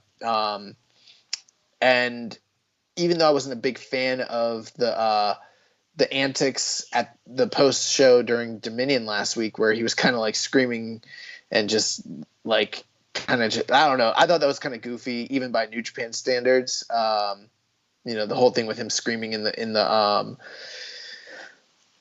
center of the ring, it kind of gets the Hiromu is crazy pass, so it's fine. But there are some people who loved it. I wasn't a big fan of it. But, we're a week out, and they did something inventive. They gave the big tease during the main event, during Road, that Hiromu maybe was joining Bullet Club. But, that also wouldn't make any sense. Why would he join the Bullet Club the week before he's getting a shot at the titles that he really wants to hold? Right. And also right before he's going to get the revenge on, for his fallen leader, Tetsuya Naito, unless that's the swerve all along. But, I think they've done a good job with the story. Now, where I'll have some detractions here, Hiromu is the current reigning junior champion. And it's very clear that they're trying to set up a lot of programs for the different titles, limited roster. Not all the champions and all the titles are here in Japan right now. There is a part of me that feels like they shouldn't have focused on maybe possibly Hiromu in this situation, because you're putting the junior title on ice for another show. And I'm just wondering, once this is over, what happens with the junior title next? In either scenario, whether he wins the double titles, which I don't think is likely, but let's say he does, now what's happening with the junior title? Does he vacate it? Does he amalgamate it into this open weight Triple Crown title? Or if he does lose, how long before we get a credible challenger to the IWGP Junior Championship? Because we haven't, all throughout the New Japan Cup, and now with this, we haven't had anything that like leads to any sort of, junior title challenges. So I think the thing that would make the most sense would be to have Taiji Ishimori be the next challenger, because you continue the whole Bullet Club rivalry. There's a history between Taiji and Hiromu from the 2018 Best of Super Juniors. Taiji wasn't that multi-man tag that they had on Road, so there's some little kind of tricks that they've been kind of maybe hinting that maybe Taiji could be the next guy, and so I think that would make the most logical story sense to have Taiji kind of be the next guy to step up, and you continue the kind of Bullet Club LIJ rivalry kind of off to the side with Hiromu and Taiji while Evil faces whoever, Sonata, Shingo, moving on. I agree. And one of my grievances over the past week, obviously we voiced our concern last week. I don't think Evil is a very strong established IWGP champion yet. And now you have your junior champion who's going to be losing to him. Now, we don't know what how that's going to play out. I'm sure there will be interference. I'm sure there will be plausible deniability as to why Hiromu won. I'm sure Hiromu will probably even get a visual pinfall or something of that nature. There'll be a ref bump. There'll be some reason why he doesn't win, but he'll be made to look quote unquote strong. But at the end of the day, he's still losing to Evil. and you still got your junior champion losing to Evil, right off the backs of him beating a lot of, good heavyweights in that same division, which I'm just not a big fan of that idea. But I will say this, if they jump almost directly into a junior feud with him and Taiji Ishimori off the backs of this, then that will kind of cover up some of the, damage that might be done from him taking a loss to Evil. And at the end of the day, Evil's still heavyweight, and they're still pushing him heavy, so I don't think that loss is quite as bad as maybe I had thought it could have been, say, last week, Right. Yeah, I think it's pretty safe to say that Evil is going to win and retain here. I mean, the one thing that I'm looking forward here is I'm hoping that this is not another 39-minute main event with shenanigans and interference and, the match not really picking up until like 20 minutes in. So I'm hoping this match is a lot shorter, and I know there's going to be interference. So I'm not saying there shouldn't be interference. I get it. It's a Bullet Club. His new general, Dick Togo, is going to be out there, the spoiler that he calls him. So I'm sure there's going to be interference and all that stuff, but I'm just hoping it's a lot shorter and a lot more action-packed. I can't prove this yet. Maybe there's something just popped in my head, Jeremy. Maybe I'll take it upon myself to do this project, or maybe I will ask someone who's listening who's maybe smarter than me, maybe Chris Samsa, I don't know. But there's got to be someone who can maybe look into this. I've got a hypothesis. I believe that the higher ranked matches that are singles matches that Evil has ever had are all going to be between 15 to 20 minutes. And I bet you the longer his matches go, the lower his star ratings go. I bet you there's some sort of graph or chart that we could probably chart out. Someone could tell me, and maybe I'll end up being wrong. I wonder what the evidence would say, but I would love to take a look at, an aggregate of like, say, his 20 or 30 highest rated matches, across the board, say on Cage Match and Grapple, and then look at the times and see because to me, the times where and again, I've never been a big Evil fan, but the times where I've liked his matches, it's like around 15 minutes. When they're fast, short, violent, hard-hitting affairs. The more epic his matches are, the longer they are, the more storytelling, quote-unquote, they are, the shittier they are. That is my hypothesis. So somebody listening, go to those sites, compile this evidence for me. I would love to be able to come on here next week and show the world, this man is not built to go 40. Yeah, that would be interesting. Yeah, I hope somebody actually does take that project up. But, just based off of what I can remember, your hypothesis seems correct. So, yeah, Evil does not have any business going anywhere near 40 minutes. So, but, maybe we're wrong. Maybe he's just never been given the opportunity. And although I don't think that's totally true, but maybe that's the answer. It's like, this guy's never been given the opportunity. Maybe we'll see what he's made out of. I don't know. Well, I don't want to see him. I don't want to see him wrestle 40. Yeah, we'll find out. This will be another test to see what he's got. So I think we're both in agreement. Evil's going to win here. My thinking, like I mentioned last week, I think he goes through Summer Struggle as champion and drops it. That is pretty consistent with the historical nature of first-time champions in New Japan, especially when it is someone who's unexpected and given like a big push right out the gate. So what I'm thinking is, I think you're onto something there, Jeremy. I think Ishimori will be somehow involved in Hiromu losing the match and maybe even a post-match beatdown. And then Naito comes out, makes the save, maybe a challenge. During Summer Struggle, we'll probably get, some tag team matches between the four of them, leading to, 2 big title matches between those 4 guys. That's my thinking right now. That's my hypothesis. Sounds like a good plan. I'm not 100% confident it's going to be Naito that's challenging next. I think I'm not either. You could do Sonata. I was thinking that. The only thing is, that feels like at this point, too big of a match to blow off. Like, they've already elevated Sonata in the past. Now they're elevating Evil. So do you want to? And I know that they just had a big New Japan Cup match, but the stakes are kind of different. It feels like if they did a good job telling the story, that's something they could put in a big building. I'm not saying, I know some people say Tokyo Dome. Trust me, I don't think that is, not for no IWGP title. That's not happening. But I could see them on like a Dontaku or, Sakura Genesis or something of that nature. So I don't know if you want to do that at Summer Struggle.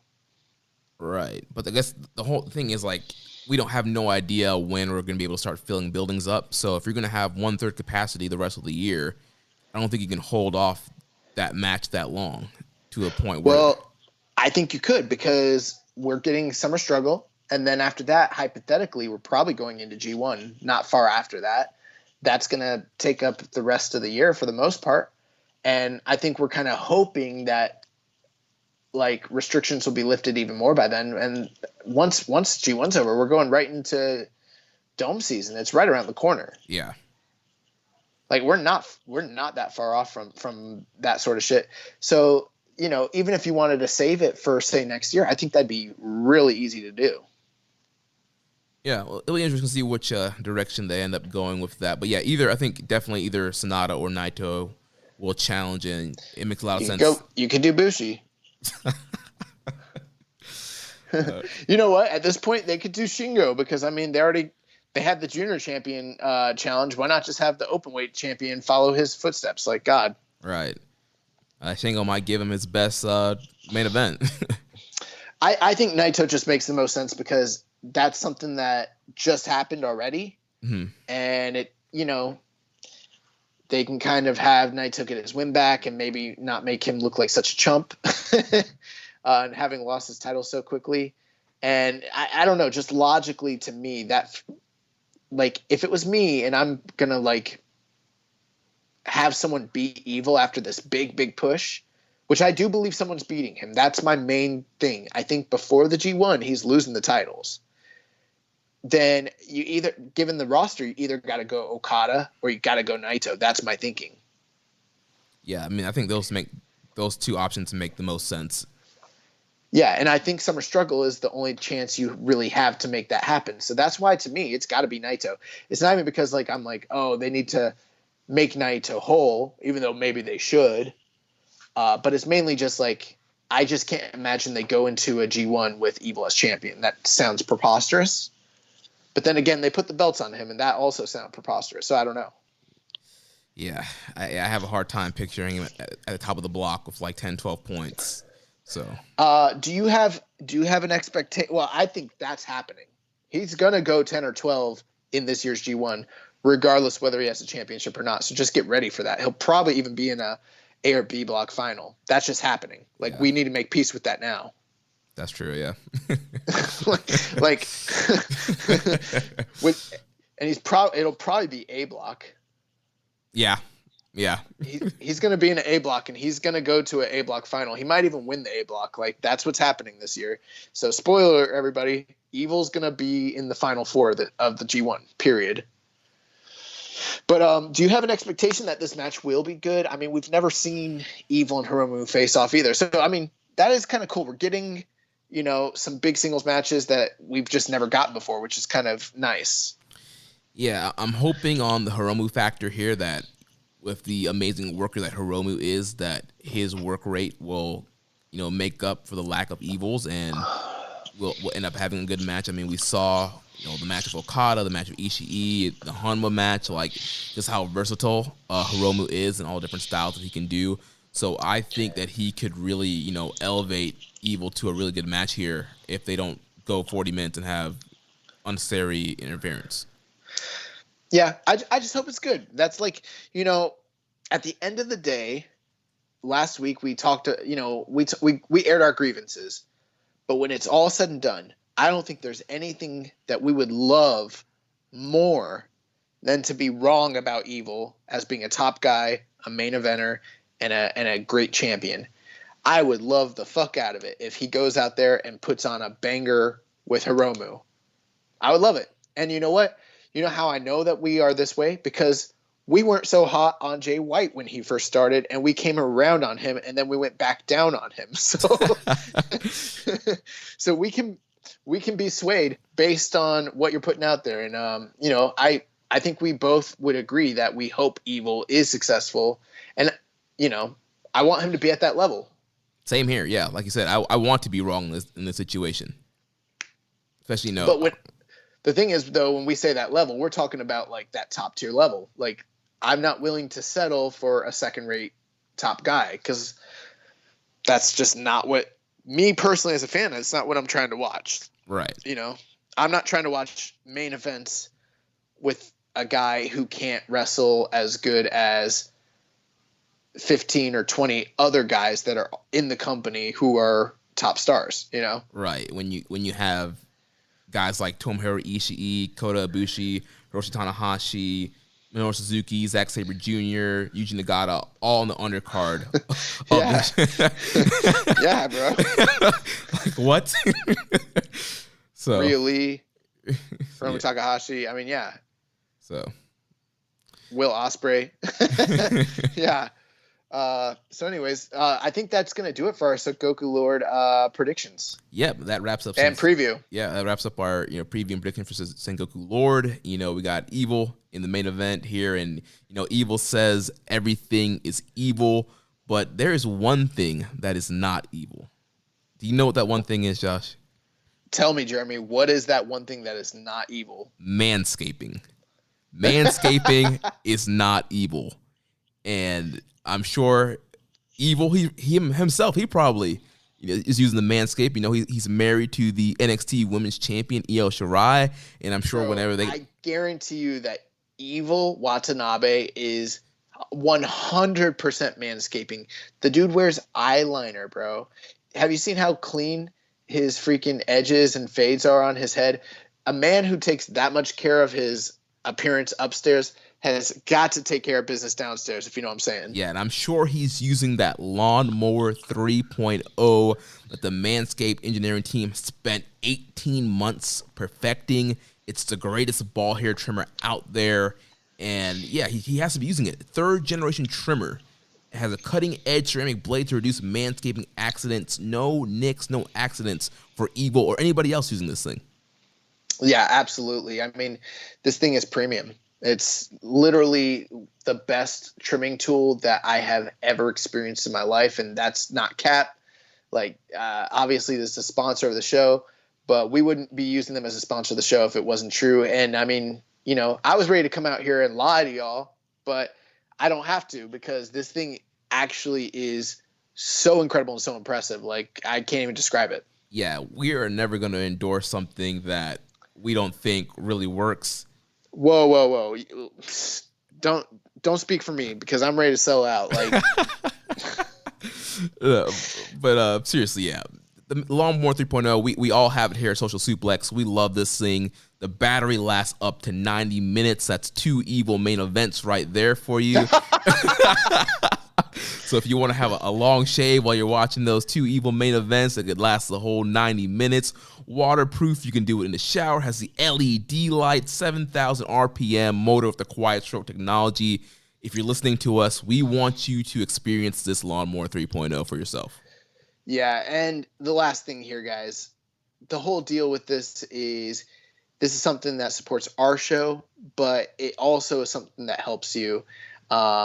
If you go ahead and you order make any order using our code Suplex at manscaped.com, I can guarantee you that it's going to be something that you're going to enjoy and that's going to benefit you. Like Jeremy mentioned, our entire team, we've been shipped, multiple products by the, team over at Manscaped. And it's just everything from like the trimmer to the carrying case to even the clothing, the freaking deodorants and the sprays. Like, it's all top-notch stuff. And when you make that purchase, not only is it something that's helping you, but it's also helping benefit this station. And we get comments every single week about how they love the ad reads. They think it's so hilarious. Trust me, guys, if you don't go ahead and buy this, not only will you not get benefited, but those ad reads, they go away. So do yourself a favor and, place an order and then reach out to us and tell us we were lying because we're not. Yeah, so just use the code SUPLEX at manscaped.com. You get 20% in free shipping. That's code SUPLEX at manscaped.com, 20% off and free shipping. So now we're going to move into talking about Lions Break Collision Episode 3, which happened last Friday. My favorite New Japan show on the airwaves right now. Dude, Lions Break Collision, man, it's really good. I mean, we were kind of clowning it once the announcement came out and what it would look like and what it was going to be, but this thing is turning out to be one of the better wrestling products out there. You get a 30 to 40-minute weekly TV show, simple pro wrestling matches, some simple angles, some promos. Two guys hate each other. They want to wrestle each other. You got your English commentary. You got great production. They're using the NWA from Hollywood Studios. I'm loving the graphics, the music, the layout, how everything looks. This is a nice little wrestling show. Yeah, and I mean, here's the thing. It's sort of like you mentioned we had a lot of criticisms about, the show. And, I'll tell you the truth. I think most of our criticisms are still valid. I love the show. That doesn't mean that I think that they are doing a good job marketing it, advertising it, getting it out there in front of audiences and eyes. We also talked about how relevant it may or may not be to the overall kayfabe of, New Japan. And clearly, I don't think it really is at all. We talked about, whether this would continue on after the initial tapings, which, it almost feels like how many episodes are there right now? Going to be 4? Either 4 or 5. Yeah. These stories seem like they're all leading to the 4th or 5th episode, and then they're going to blow off and kind of just go from there. So it does feel like this is a test, but I don't know. Watching the show, I don't think that this is something you could market to a television distributor and say, this is what we could be doing. Unless you really want to treat it as a rough cut pilot. Those are all fair criticisms. With that being said, this show still fucking rules. Like Jeremy said, it looks great. It's simple. It's quick. It's easy to digest. And the wrestling is really, really good. I mean, they're just good matches and the stories are good. And I like this show.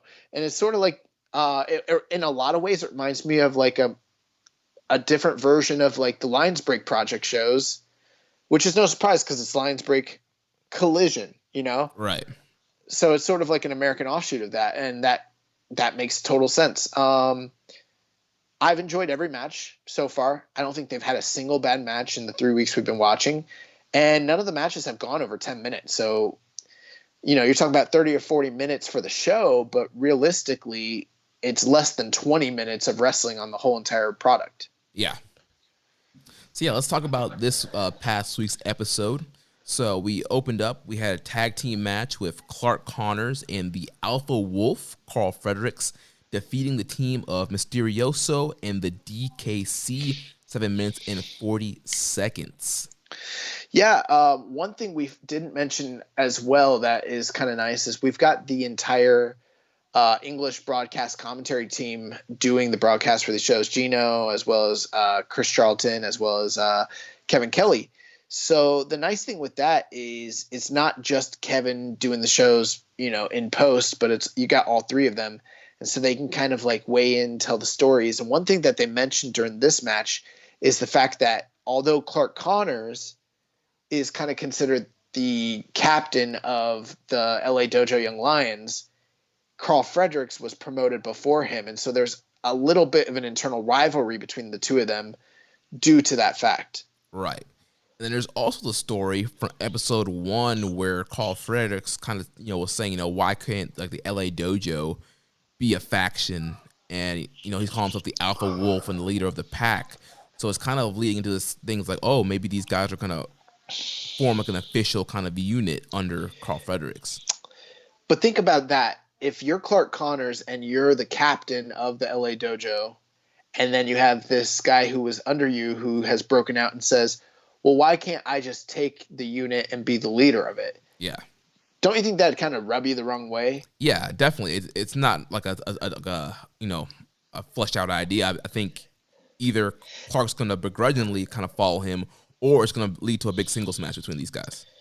The other thing too is, if I'm Clark Connors, I'm pissed because Carl Fredericks gets to wear tassels. He gets to do fucking cool moves. He gets to wear a dangly earring, and I got to come out here and do body slams and, fucking Boston Crabs, wear black boots. I can't do shit. That's not cool. I want to come off the top rope and do some flippy shit. Yeah. I want to wear a dangly earring. But so Mysterioso, we have not seen him on Lions Break Collision just yet, but he was on the New Japan and the US shows, specifically the one here in Tampa that we attended. He looked good here, and then we saw the DKC in a losing effort the previous week against Russ Taylor, and they are defeated in 7 minutes and 40 seconds by the LA Dojo team. Yeah, Carl Fredericks gets the win here, but I think the most interesting thing, what happens after the match, we had Jeff Cobb coming out and wrecking both of these guys, wrecking Connors and Fredericks. Yeah, and so Carl had, they had a post-match skirmish on the first week between Carl and Cobb, and then last week Cobb was, cutting a promo before the show started with Kevin Kelly talking about how, he wasn't done with Carl, and when he attacked, Carl wouldn't see it coming, and that kind of happened here. Post-match, Clark Connors cut a promo and basically said that, whatever's going on between Carl and Jeff Cobb has nothing to do with him, and we kind of go from there. Yeah, and we had a question here from Rainbow and Slam Pig. It says, is it just me, or is Clark Connors giving off young Chris Benoit vibes? Listen, I just want to say this. I think that every time we have ever discussed Clark Connors on this show, I have said that exact statement. So I actually don't know if Rainbow and Slam Pig literally feels that way, or if he's saying this in jest because it's something I say every single episode when we talk about Clark Connors. Yeah, I don't know. I don't know. I think he's serious, but yeah, I definitely see, and you've mentioned it, and I can see it. He definitely I see a young, a wild Pegasus in him. He has that intensity, that speed that Benoit had, and if he kind of keeps on the way he's going, I think he could, get to that level. Yeah, it's one of those things where it's like, you as a wrestler don't necessarily want to be compared to, by all accounts, a murderer. Yeah. But at the same time, that murderer is one of the greatest professional wrestlers that ever laced up a pair of boots. And I think when people say that, it is literally only intended as a compliment. Like Clark Connors, he does remind me of Benoit, but you know who else he reminds me of? Dynamite Kid. Mm-hmm. Like, he's right in that same family of wrestlers. Like, it's kind of uncanny. So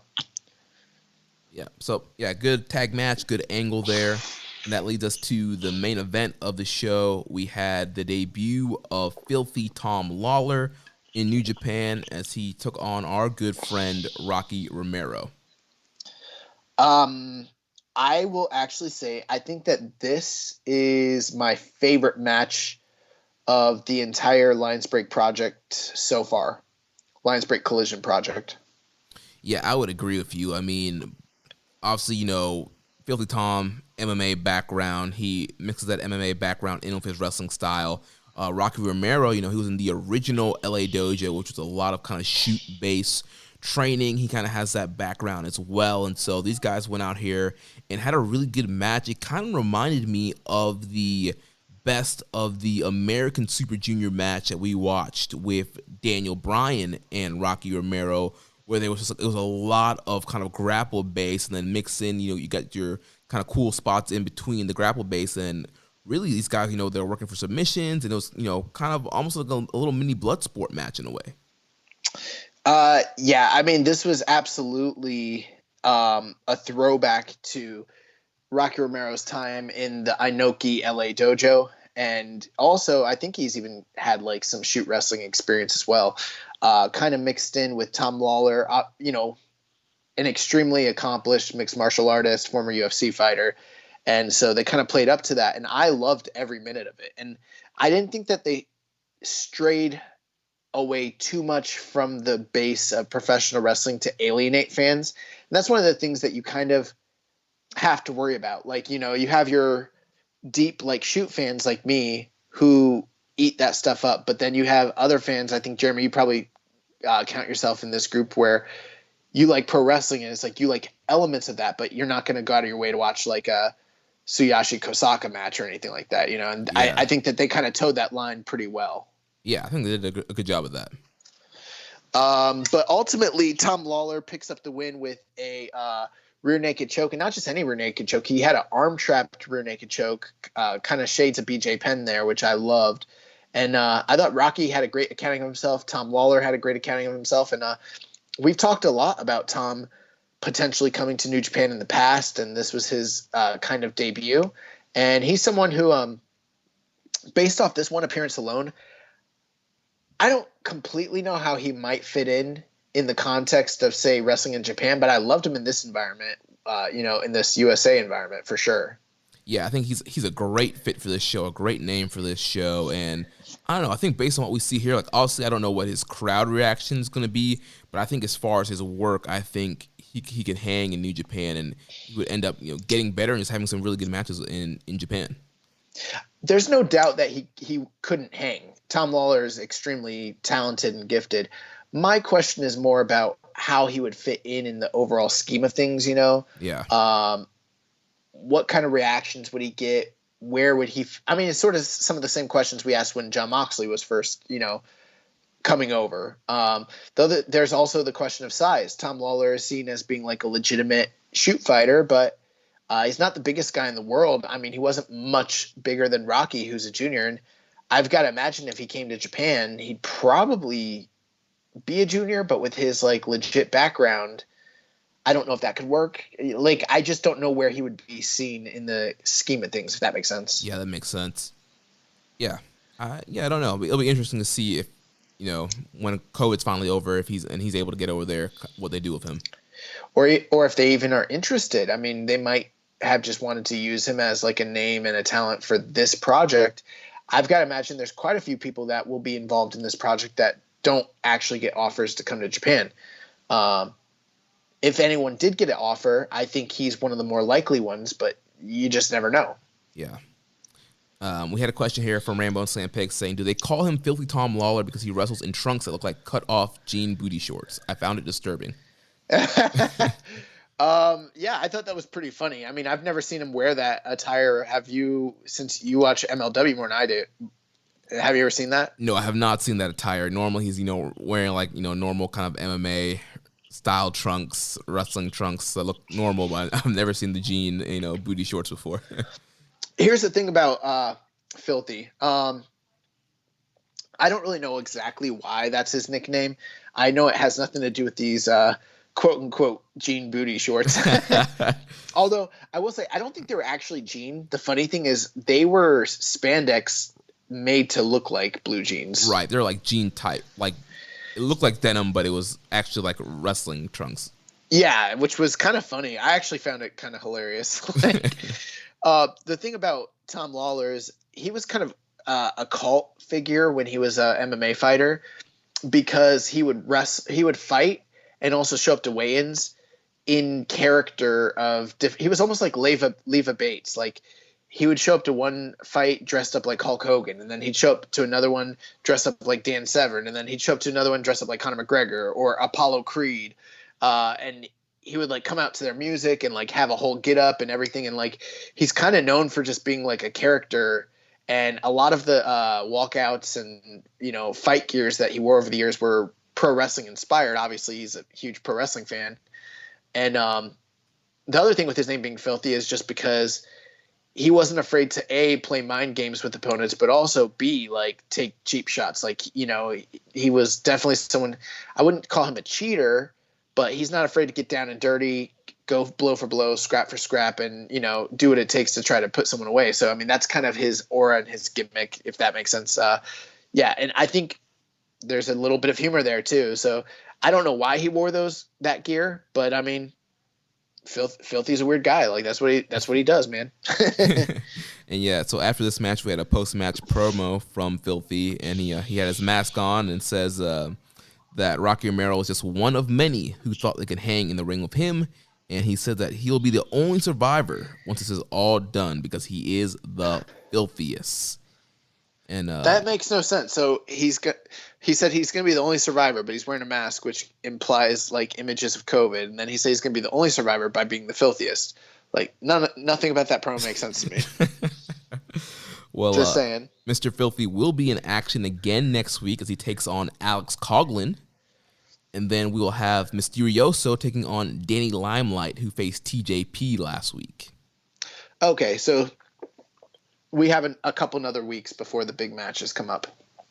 Yeah, so I think it's 5. I think the fall in 2 weeks. I think we'll get the big Fredericks Cobb match. Yeah, that's the match that they've been building to since the first episode, and I gotta tell you, like, that's amongst the best feuds in New Japan right now. It sounds ridiculous to say, but it actually is. Like, I'm more excited to see Carl Fredericks and Jeff Cobb than I am to see Evil and Hiromu, and that's no cap. Yeah, I mean, once again, like I said, it's simple pro wrestling booking 101. Right. New young star, has a chip on his shoulder, has beef with a top veteran wrestler. Veteran wrestling has a problem with it. He wants to teach this young kid a lesson. They don't like each other, and now they're going to settle it in the ring to see who's the better man. Yeah, it doesn't mean that Evil and Hiromu isn't a more important match. It obviously is, and it also could very well be a better match. It probably will be, just based on statistics. But in terms of an anticipated story, they've just done a good job telling the story. These guys don't like each other. They've been cutting promos. There was an attack. Now they're going to fight. I love it. Like, run it. And plus, I've never seen them wrestle before. Like, I can't wait. Yeah, should be a fun matchup. So, yeah, loving the Lions Break Collision. So, if you're not watching this already, like we said, the episodes are very short. You can binge watch these to catch up. Check out the Lions Break Project. And, one of our sources says that there's, exciting things to come with Lions Break in the future. So, maybe there are more tapings. Maybe they're bringing in more people. I don't know, but we'll see. So I mean, if the matches, if the whole show, let's say, averages about 30 minutes, that's being generous. 1 hour and 30 minutes. Let me just do a little bit of math here. 90 minutes. Okay, yeah. So I mean, in the time it takes to watch 2 Evil main events, you could watch the entire Lions Break Collision up to this point. So pretty easy. All right. So last thing here, we have a lot of questions. Well, not a lot of questions, but some questions from listeners here. So let's answer these, and then we go on to recommended match of the week. So we had a question here from EMJ does PR in Discord. First, he asked, how sick will a Russ Taylor Zack Sabre submission match be? It sounds on paper like that would be good, but I don't know if it actually would be. Yeah, I don't have we seen submission matches in New Japan? Not that I can remember. Yes, I mean, kind of. There's been like submission and knockout, right? Yeah, matches. I'm sure there have been some submission matches. For some reason, I want to say Makabe's been in one before, but nothing is coming to me off the top of my head. Yeah, I think I'd like to see these guys just have a regular rules match, because you still get the submission style wrestling. It's a lot of the technical transitions and stuff like that. Oh, I have no problem with that gimmick. My whole thing is I don't know if Russ Taylor and Zack Sabre would actually be a good match. Like there are some. It's kind of like one of those things. It's like sometimes opposites make better like matches than like 2 guys who are the same. Right. And that's not always the case. Like, if you have 2 high flyers, they usually can do something really amazing. But it's like when you have 2 power guys, unless they're willing to both bump for each other, it's not so great.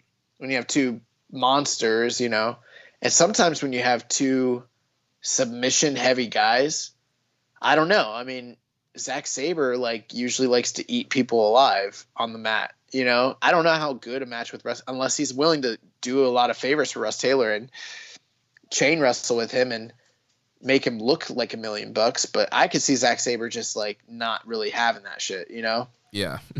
It's not like Russ Taylor's Minoru Suzuki. Right. So I just wonder how good that Could it be good? Yeah. But I remember being really excited for like the matches with Sabre and who's that young kid that can wrestle real good from England? He was like the first NXT UK champ. Tyler Bate. Yeah, I remember being real excited for the Tyler Bate Zack Sabre matches, and Zack Sabre just fucking ate him alive every time. And he's like an incredible technical wrestler. You know what I'm saying? Right. So that's kind of my evidence. I'm like, I don't know, man. Sometimes Zach can be a dick. Like, next part of his question, he says, "What's been your top match of the 3 weeks?" And I think we both agree, Rocky and Filthy, right? Yeah. Other than that, I really liked the Russ Taylor and DKC match, but more so for the showcase of Russ Taylor than anything else. Yeah. I also really like the main event from the first Week night. 1? Yeah, where it's Fredericks and TJP against Cobb and Rocky. Just because it establishes the whole story for this show with Cobb and Fredericks, and this, it was Fredericks' coming out party, his new gear, music, look, all that kind of stuff. So, yeah, I really enjoyed that match as well. Yeah, bro. Rocky's done the favor 2 times now, man. He's got to pick it up if he wants to make a name for himself when he gets back to Japan. I don't know. These Lions Break Collision matches are counting against his record. Wins, losses matter in New Japan, They do. And, and quick plug for the archives, we have interviewed Rocky Romero and Carl Fredericks, so you can always go back and listen to those interviews. We had Fredericks pretty much at the beginning of the quarantine, so you can go back and listen to that. And episode 100, we had Rocky Romero on, so, quite some time ago, but still a good interview, still pretty evergreen, some of the stuff that he was talking about there. Next question from Highest Fly Flowy. He said, "Do you think Naito's popularity leads to his quote-unquote misbooking? I think he is so popular that he doesn't need a title, and when he gets a title, there's nothing for him to achieve." That is an interesting question. I think there could be some of that, and part of it too. I'm thinking that Naito doesn't work as a babyface. Like his style of match, I feel like his better matches and better stories were him when he was the heel in the match. Absolutely, and I think that's something that people have lost sight of, and like it doesn't get pointed out like enough at all. And I think you bring up like a really fantastic point. It's like he becomes a babyface, and then he turns into the style of where he's the babyface that gets beaten on for 20 minutes, and he comes back, hits an Inseguri and a Destino, and like. And that's it. Well, here's the thing. When you talk about the layouts of the different factions in New Japan, LIJ are not faces. And this is something I had a discussion with my girlfriend about when we were like, she thought for a long time that LIJ were faces, and then she kept seeing them like do kind of like not over the top, but like a lot of underhanded stuff. She's like, why does Bushi keep choking people with his shirt? Why do they keep like kind of like doing stuff like that? And I was like, because they're not baby faces. And she's like, yeah, they are. They get all the cheers. And I was like, no. I was like, they're basically tweeners who have heel leaning tendencies. You know what I mean? And that's something that like people kind of like, we talk about Shades of Grey, but Shades of Grey is a real thing in New Japan because there are people who have shades of gray, and Naito's one of those people. When Naito was at his apex in 2016, when he was the most loved, it was because he was tranquilo. It was because he didn't give a fuck. It's because he was like playing into this character, and he was cheating, and people loved it. He was like Stone Cold Steve Austin. Like he was like the anti-Okada, and somewhere along the way, he started falling into these matches where he'd get his ass kicked and make these epic comebacks. And like, I don't know, it's sort of like he kind of became the babyface he always really wanted to be all along, but that's not what made him. Like, that's not really what brought him to the dance. What brought him to the dance was like being a badass who didn't give a fuck and like broke the rules. And like, in 2016, 2017, Naito was not getting his ass kicked every single match like he has been the last couple of years. It sucks. Right. He was pushing the pace. He was, being aggressive and, like I said, living up to that character. Yeah, I'm not advocating, please don't get us wrong. I don't think you are. I don't think we're advocating to say, oh, he needs to go heel. That's not what it is, because he's already a tweener who leans towards being a heel. I think what we're saying is, Stop being such like a little baby who just basically plays face in peril every match in these big matches and like gets by on the skin, like by the skin of your teeth, you know, like Right. that doesn't, I'm not in favor of that style of match with him in particular. There are some guys who can be real compelling fighting from underneath and, you know, being that kind of character, you know, but I don't think Naito is one of them. And none of the matches that I've ever loved from Naito, except for maybe like the first Jericho match, have him just being decimated like that. And that's what's been happening in a lot of his matches. Yeah. And so do you think his popularity kind of plays into that with like the quote unquote misbooking and not needing the title? Well, it really depends on, first you have to kind of agree that he even has been misbooked. We've been pretty vocal in the past that we thought that the story arc between Wrestle Kingdom to, you know, what was the last Wrestle Kingdom? 12? Last 14? 14, yeah. From 12 to 14, I thought they told a pretty good story. I don't think it was perfect, but for business reasons, and, you know, you look at the numbers and the records that they've broken and everything, I think it's been great, you know? Now, I think where you could maybe start to make an argument is what has happened post Wrestle Kingdom. You know, the stuff with Kenta was a commercial success for sure, but I mean, my fandom, I hated that match. and even if it did great business, it left me feeling kind of sour on him. And then obviously COVID hit. That's no fault of his own. And then, you know, he kind of felt like an afterthought all throughout the New Japan Cup. And then he drops the belt in short succession to Evil, and in a match that was also, you know, widely derided. Not all of this is his fault, but some of it definitely is. I don't know if I would call that misbooking. Some people say that Naito gets misbooked all the time. They think that he should have won the title 2 or 3 years ago. I don't know. It depends on your opinion, I suppose. Right. I mean, I'm kind of in the same camp as you. I feel like the long-term play was to build to this past year's Wrestle Kingdom where he finally ends up beating Okada. Very similar story they told with Okada and Tanahashi, where you had Tanahashi beating Okada at the Dome. A lot of people thought, well, Okada should have beaten Tanahashi that first match. You build up to where Okada finally beats him in the Dome.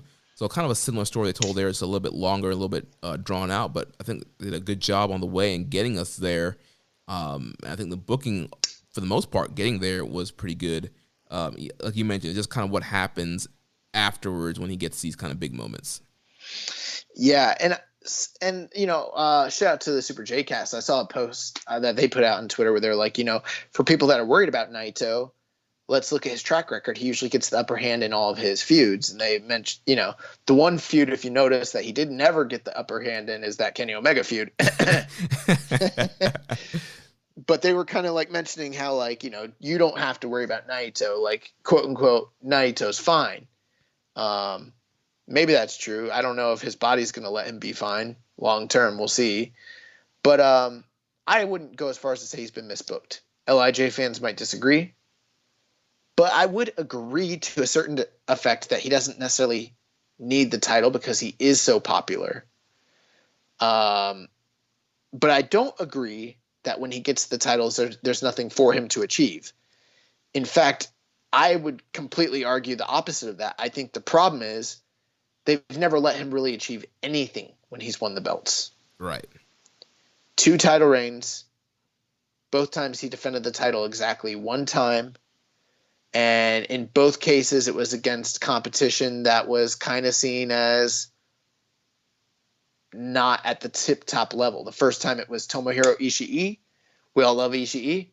But that was his first time ever challenging for the title, and he was a perennial upper mid-carder prior to that. And, you know, no one ever actually believed he's going to win the title. You know, fast forward to this past one, he faced Kenta. I mean, Kenta's a legend, but he was literally coming off of a big loss in the Tokyo Dome where he dropped the never title to Goto. Not exactly like, you know, a world beater. And then from there, both times he dropped the title to other guys. So it's like he doesn't really have a great championship legacy. And so how can we say that he doesn't have anything to prove or there's nothing for him to achieve when he's never really achieved anything?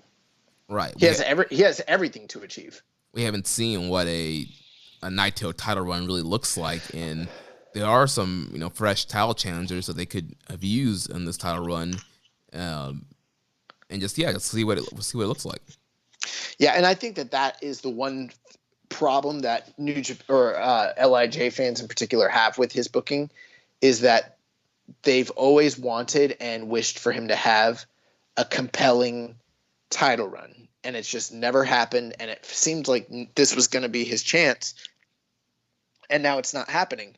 And for years on this show we talked about with Naito, when is enough? When is it going to get to the point where we keep saying, just wait, his time is coming, just wait, the payoff is coming? But I don't think we ever were saying the payoff was a big match, a big moment, and a big title reign or a title win in the Dome alone, just simply that. I think everyone always thought his time in the sun as being the top guy, even though Okada's always going to be seen as quote unquote the top guy, his chance for a run was coming, whether that be, 4 title defenses, 3 title defenses, 5, 6, whatever, maybe a year. I think a lot of people were thinking he was going to go a full year, and it just never happened. And now it's starting to seem super unlikely. And I mean, how long can we, do you tell the LIJ fans, you should be satisfied you got that moment in the Dome that one time? Or do you tell them, just wait, Gato hasn't forgotten about Naito. His time is coming. It's like, bro, it's getting more and more unlikely as time goes on and he gets older, his body gets more beat down. I don't know, man. Like, when do we throw the flag on this thing and be like, it's just not going to happen? I think that time is coming soon. It feels like it, and maybe we're wrong. Like I said, I think Naito's regaining the belt, but I could totally see him dropping it in the Dome next year if he is champion. That is, I wouldn't be surprised. Yeah, I wouldn't be surprised at all either. So yeah, that's my opinion on that subject. So moving on to the next question from our user PCN91. I've seen the recent post from Jay White on Instagram with a picture of clouds and the caption of 725. So do you think we will see him return as Sengoku Lord, or is he just trolling people? I don't really know one way or the other whether this was like an actual indication of whether Jay White is going back or not. It seems kind of off-brand for him to do something like that, don't you think?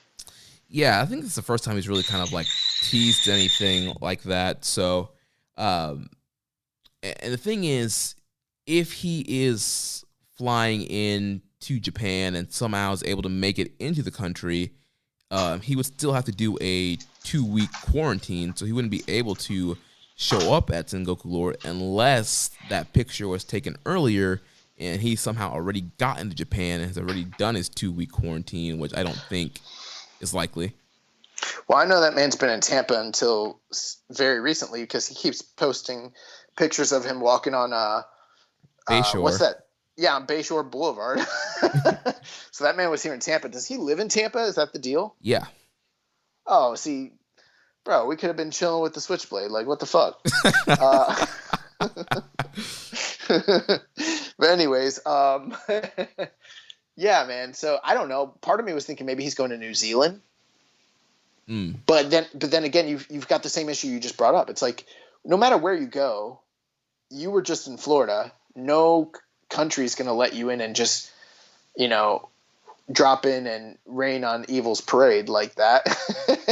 Like, you're going to have to quarantine, whether it's in New Zealand, whether it's in Japan or whatever. I don't even know that Japan is letting American people, not to say that he is American, but people that have been in America just come into their country like that. I don't know. So I'm hoping he found a way to get back. My one theory is this.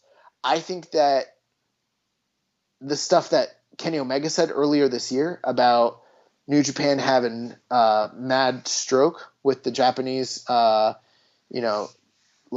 government and with the airplanes, we're going to find out right now whether that's true or not, because if we find out that Jay White is there and he shows up at Sengoku Lord, then we know that Harold May and Kadani and those dudes, they got mad pull with the government because they smuggled Jay White's ass back into the country. No quarantine, no nothing. So yeah, and that will prove to us that Kenny was never lying. Maybe Kenny's right. He's been right this whole time. If they were able to keep Kenny out of the country, then they can get Jay White in the country. That's my feelings on this. Yeah, I made a joke in the group thread, like Jay's like watching, Dominion and sees Evil win, and like, hold up, you put the belt on Evil? Nah, I'm coming back to the country right now.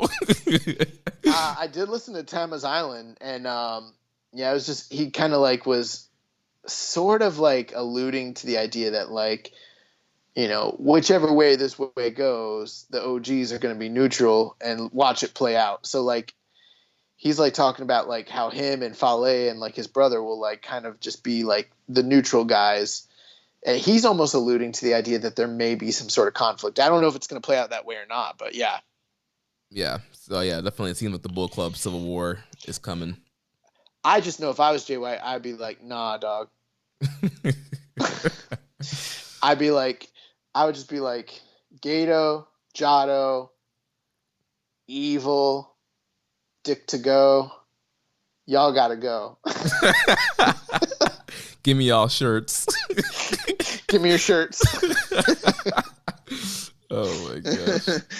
Next question from Grunty Dodds. He says, now that Gato has set the precedent of using New Japan Cup to shoot a mid-carder to the main event, does this now make all tournaments less predictable and possibly more exciting?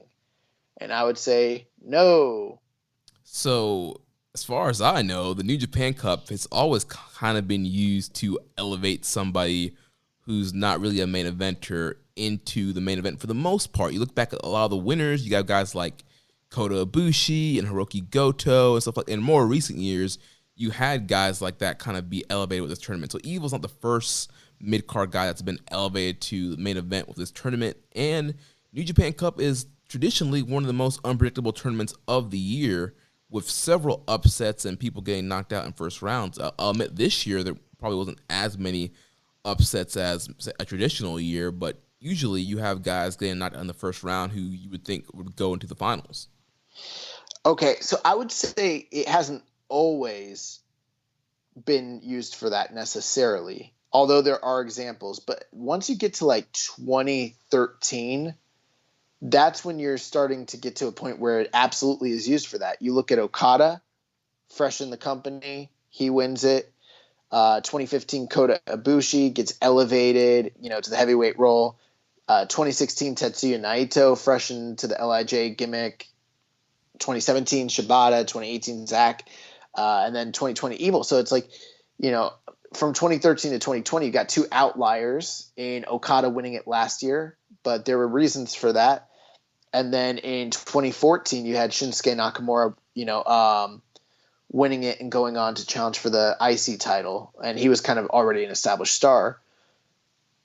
With that being said, like you mentioned, Jeremy, over the past 6-7 years, this tournament has always really been used to kind of elevate someone to the top level, which was something that we discussed quite a bit on this show when we discussed the New Japan Cup. We were like, this guy could win or this guy could win, but we kept saying the one thing that's sort of missing from this year's cup is an elevation, and little did we know how high the elevation was really gonna be. Yeah, little did we know that there was no elevation missing. It was right in front of our faces.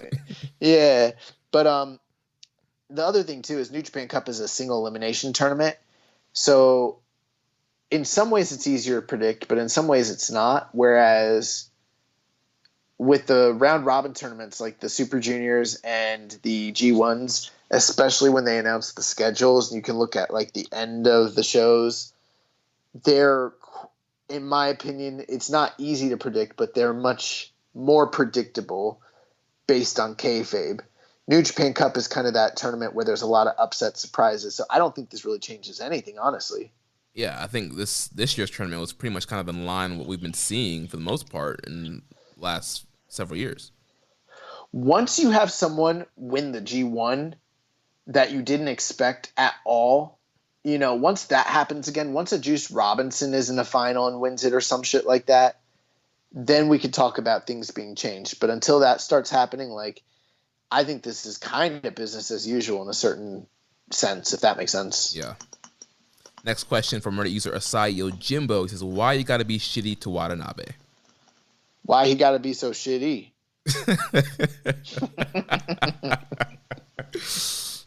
If he starts wrestling better, we might give him some praise. I mean, I don't know, man.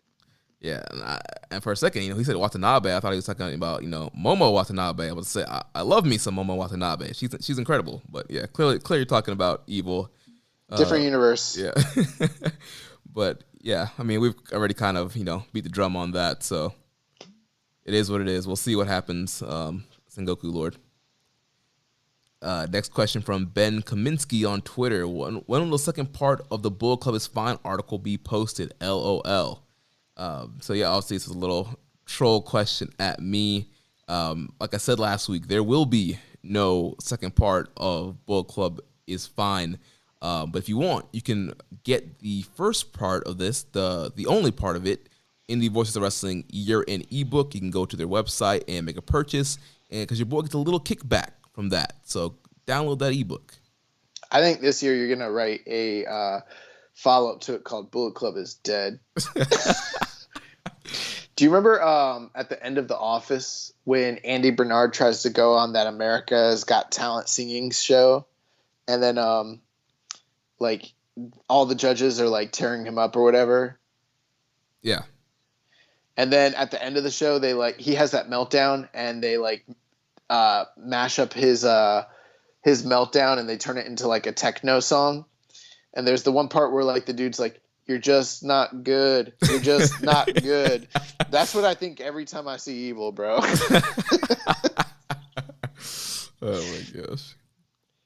Next question from. Did you have anything else to say about Ben's question? Nope. Yeah. No second part. Just go ahead, download that 2019 year ebook and read the column. Murraybone asked, question for Keeping It Strong Style. Take every IWGP Heavyweight World Champion.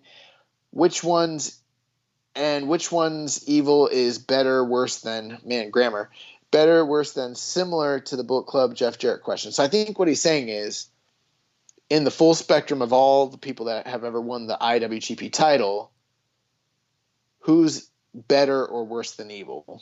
Yeah. We did a similar gimmick with the Bullet Club members and seeing which one was like better than Jeff Jarrett or whatever. Now, here's where I want to break it. I guess with this question, I've got to ask you, are we talking about just better in general in terms of as a performer and a wrestler?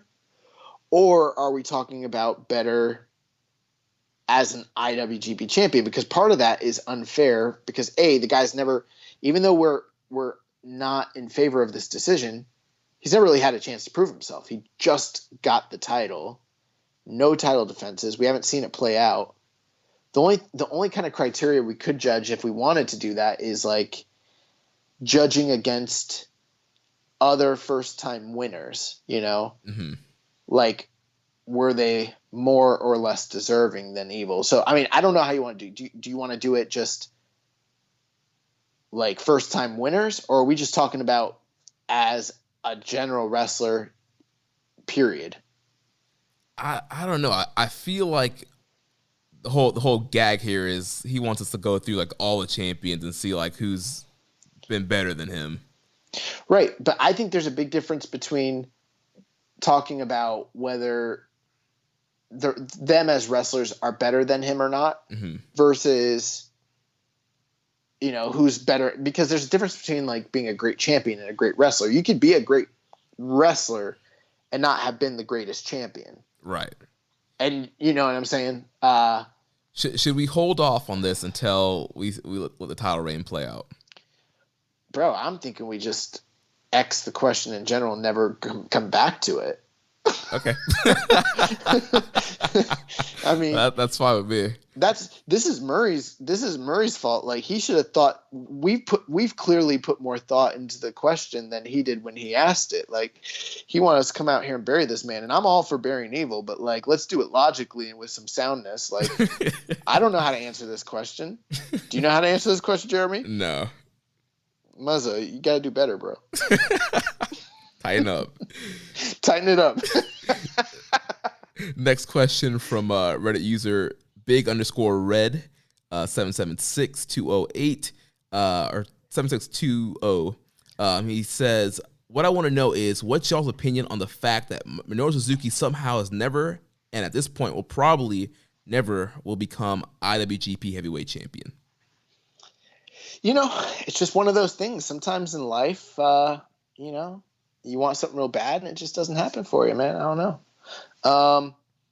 The fun fact here, Minoru Suzuki is the second most failingest person to have ever challenged for the IWGP title and not won it.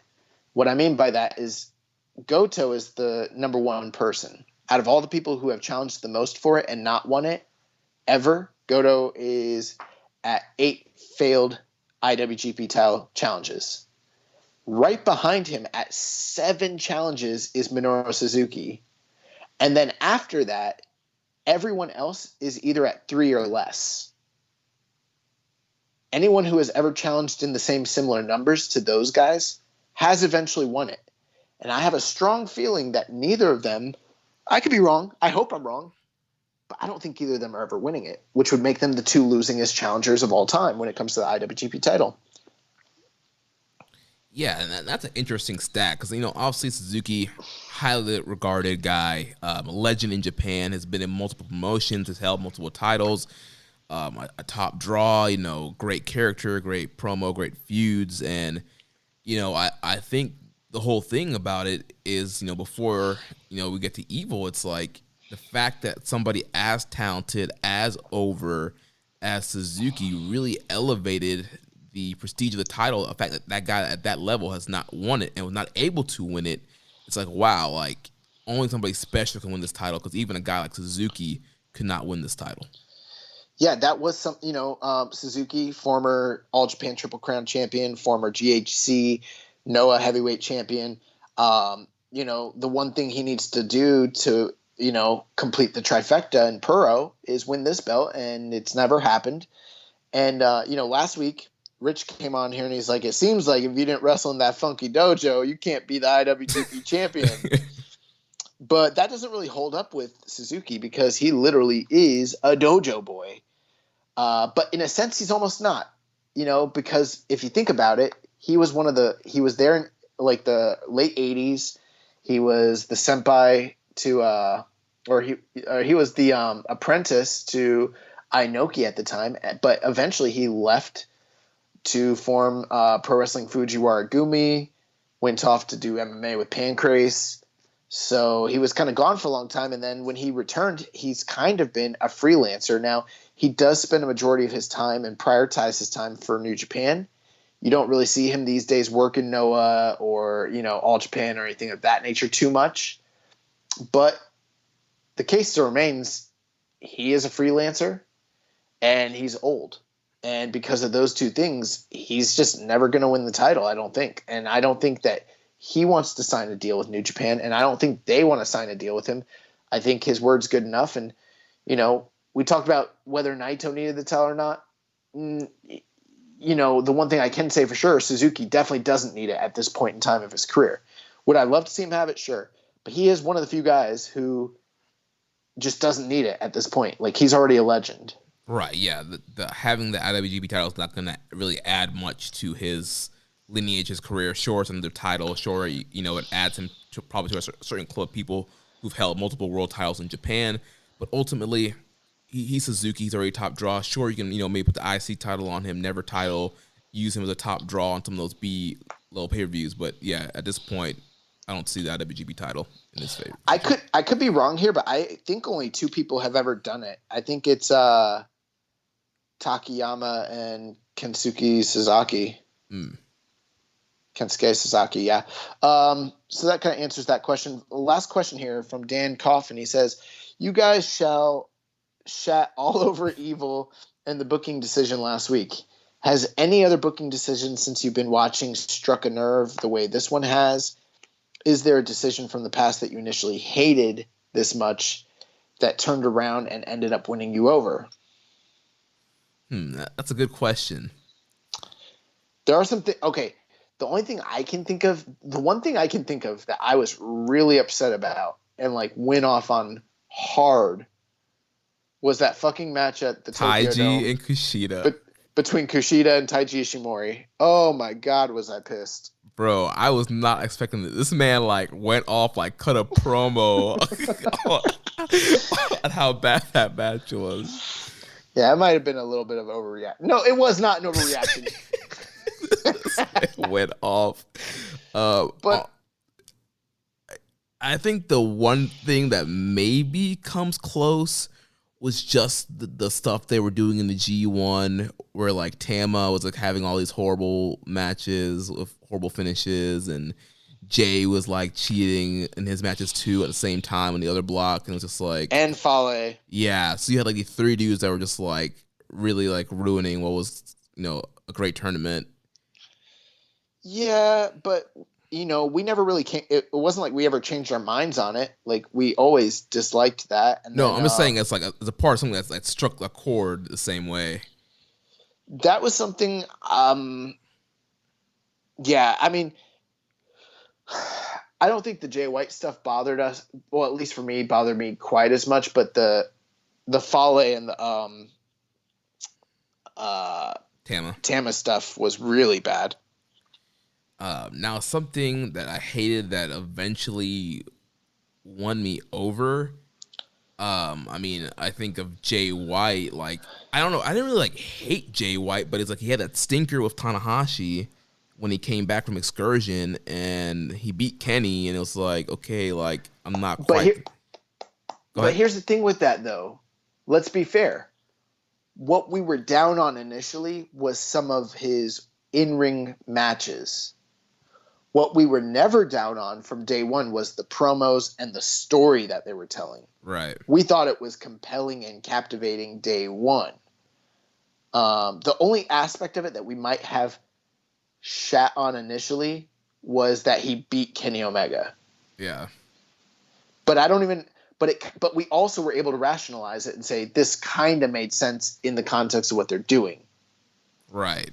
I don't know if I ever came around on it. It was something more just like I was able to kind of rationalize and make peace with. I'm not saying I was ever a fan of it, but I also got why they did it. Right. I mean, like Jay White as a whole, I kind of came around because, you know, he wasn't really, some of his performances weren't really quite hitting because obviously they were trying to develop the character and tell a story with him. But once he was able to wrestle a little bit more, you know, I turned around, you know, that Juice Robinson match in San Francisco was like, oh, wow, like, man, this guy's great. But, bro, that was all in-ring stuff. Right. That wasn't story stuff. Like, we were never like, this guy doesn't look like a star. This guy doesn't have it. He's not a good promo. He's undeserving. Like, the only thing we might have said was, that first Tanahashi match, not so sure. Gato has gotten, you know, the benefit of the doubt with us, so we'll just see where it goes from here, you know? Right. I will say that I'm not a big fan of a lot of the direction that the Bullet Club took once Kenny Omega got the title. And I'm not necessarily a huge fan of the whole Kenny-Cody feud after their match in New Orleans. Yeah. But that's something that I was more high on at the time, and then as time went on, got less and less high on. And then by the time they wrestled, I just wanted it to be over. So that wasn't something that I loved, like hated at first and then came around on. It was kind of the opposite.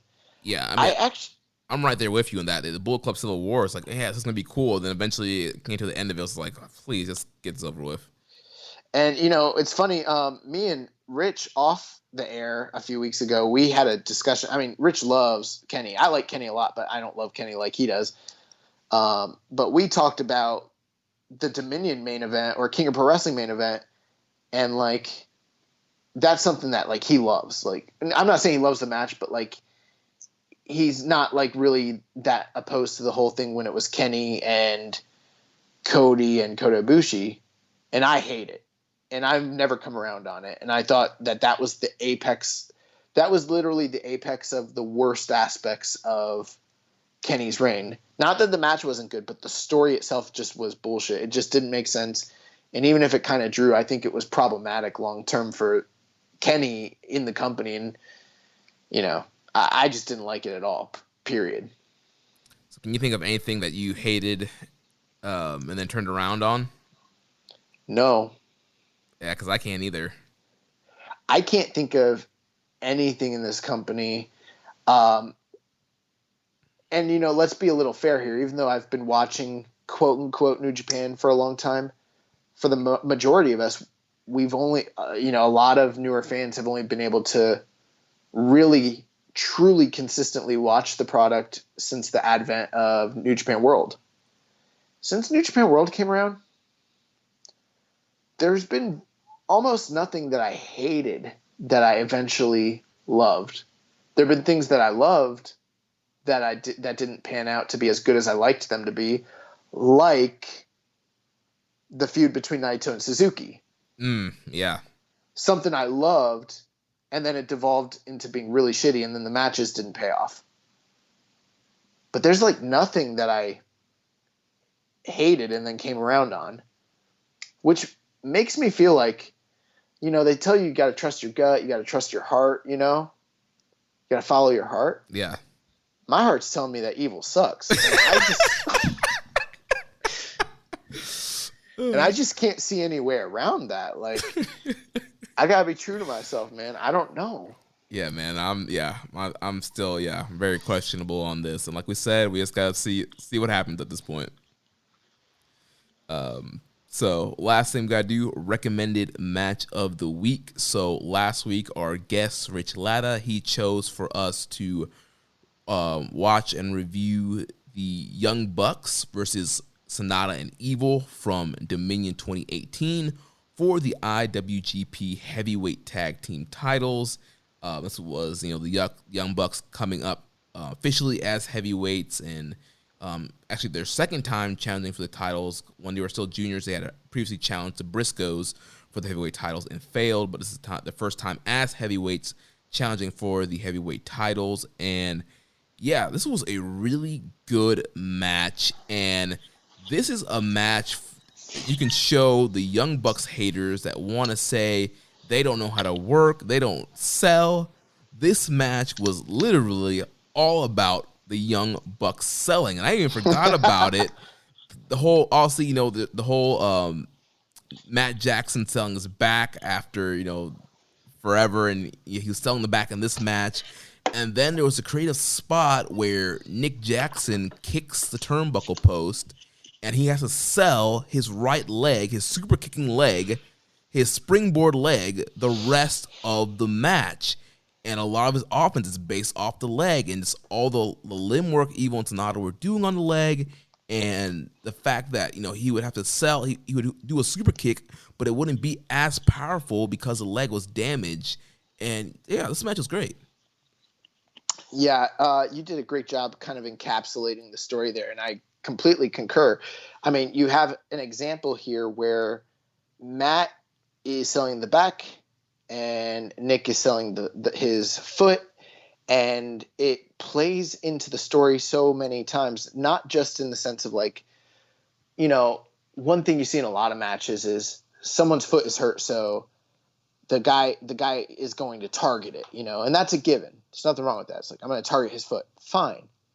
But where it becomes compelling is when it starts playing into the match. There are many times where like the Bucks might have been able to pull off a great move or a great sequence or something, but then a back flare up is there, or one of them is slowed down, or one of them is not in the right place to be where they needed to be, and it causes them to be shortchanged, and the momentum shifts in the match, and it's kind of cool because one of the things I love about Southern style tag team wrestling, and that's exactly what this match was Southern style, is people playing face. You got the face in peril, and then the hot tag, and then, the shifts in momentum back and forth. And you kind of had a lot of that, but sort of in the confines of like a New Japan style tag match where it's a little bit more fast paced.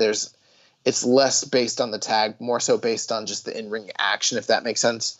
Mm-hmm. And Evil and Sonata, if you had to say who's the most prolific tag team in New Japan over the past 3 years, I think a lot of people would probably say GOD. But realistically, I think it's really Sonata and Evil, because anytime Sonata and Evil are in the tag team division, they run it. Yeah. And they only don't run it when they're not in it. And they've, won the freaking, New Japan or the World Tag League multiple time champions. They're kind of like the de facto leaders of the tag team division. So it was kind of cool to see like New Japan's boys, handpicked boys, taking on the best junior tag team of probably all time. If not, they're in the top 2 or top 3 when it comes to New Japan.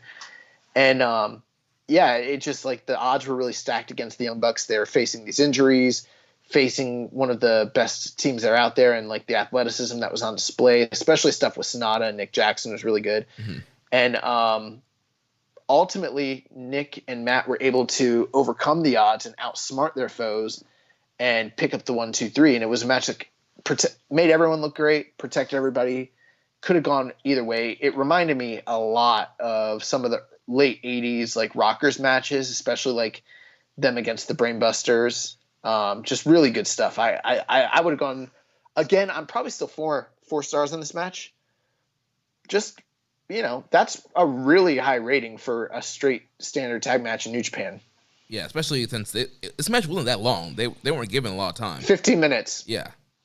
So yeah, I was like, 4.25. Something else that I thought was just I forgot about was just like how over the Young Bucks were. Like, there were loud Young Bucks chants throughout this match. There was a small group of fans doing the elite. The elite. These guys were over, man. Yeah, and you know what's funny? As much as I like Evil's new look more than his previous look, for sure, watching this match, I realized how much I liked Sonata's old look better than his new look. Bro, same, for sure. Same here. Like, I was like, bring that Sonata back. Yeah. So what's the recommended match for this week? Yeah, man. I was in the Discord. I promised everybody a banger of a recommended match of the week this week. And this is big, meaty men slapping meat. We have a IWGP Tag Team title match from June 26th, 1992. The team of the WCW Tag Team Champions, the Steiner Brothers, taking on the team of Big, Bad, and Dangerous. Jeremy, do you know who Big, Bad, and Dangerous is? I do not. This is the dominant late 80s, early 90s tag team of Bam Bam Bigelow and Big Van Vader. Oh, my God. Bro, when I tell you this match fucking rules, this is one of those matches that I feel like has to have just aged way better. Like, because, bro, I'm telling you, Dave Meltzer gave this match 3.5 stars. And then when I went on Cage Match, now granted, there's only 7 ratings, but it's a 7 flat, meaning that everyone agrees that this match is 3.5. But if you go and you read reviews, like modern reviews from the past couple of years, everyone who sees this match is like, holy shit, where was this match? I'm telling you right now, it is one of the fastest paced, most hard hitting, high flying fucking spot fests involving like just, bro, look at those dudes. Like, seriously, yeah. Bam Bam's flying all over the place. Vader's fucking, power bombing the shit out of people. The Steiners are flying. Like, have you ever seen the Luger Sting versus Steiner Brothers from Super Brawl? Yes. Match? Yeah. Okay, it's very similar to that, except you've got like 2 powerhouses against 2 monsters. This match rules. Nice. Dude, that sounds great to me. I'm looking forward to checking that out this week. 15 minutes. Easy in, easy out. Bada boom, bada bing. Nice. So go ahead and check that out. Steiners versus Big, Bad, and Dangerous, June 26, 1992. So that's going to wrap things up for this week of Keeping It Strong Style. Next week, we'll be back to review Sengoku Lord. We have to talk for another hour. We're at 2:44. Oh my God, are we? Yeah. Dang. All right.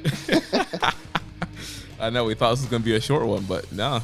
I thought we kept it really short, to be honest. I've gotten used to the fact that like this is just gonna be a 3-hour show every week now, and so that's just the way it is. It's just the way it is. But next week we'll be back with a review of Sengoku Lord. If you enjoyed today's show, please consider making a one-time or monthly donation by visiting socialsuplex.com/donate. Click on the donate button under the Keeping It Strong Style logo. Make sure you connect with us on social media. On Twitter, I'm at Jeremy L. Donovan. The show is at KI Strong Style. Also follow us at Social Suplex. On Facebook, we're facebook.com/Social Suplex. You can also find us in the Wrestling Squared Circle Facebook group, facebook.com/group/Wrestling Squared Circle. On Instagram, we're at Social Suplex. On Reddit, I'm the Pro Black Guy. Josh is Keeping It Strong Style. You can email me, jeremy@socialsuplex.com. You can check out our Discord channel. Look for the Social Suplex Podcast Network Discord. You can check out all the other shows here on the Social Suplex Podcast Network. On Sundays, we have One Nation Radio, hosted by Rich Latta and James Boyd. On Wednesdays, we have the Ricky and Clyde Wrestling Show from Scotland. Every other Wednesday, we have our podcast dedicated to independent wrestling, Grown Men Watch This Shit, hosted by Jeremy Tate and Chris Bryan. On Fridays, we have Get in the Ring with Danny and Beast Mike. And on Saturdays, we have All Things Elite with Floyd and Austin. So don't forget to subscribe and leave a rating and review. And we will catch you next week on Keeping It Strong Style, the ace of podcasts. Everything is evil. Thank you for listening to Keepin' It Strong Style. We'll see you next time.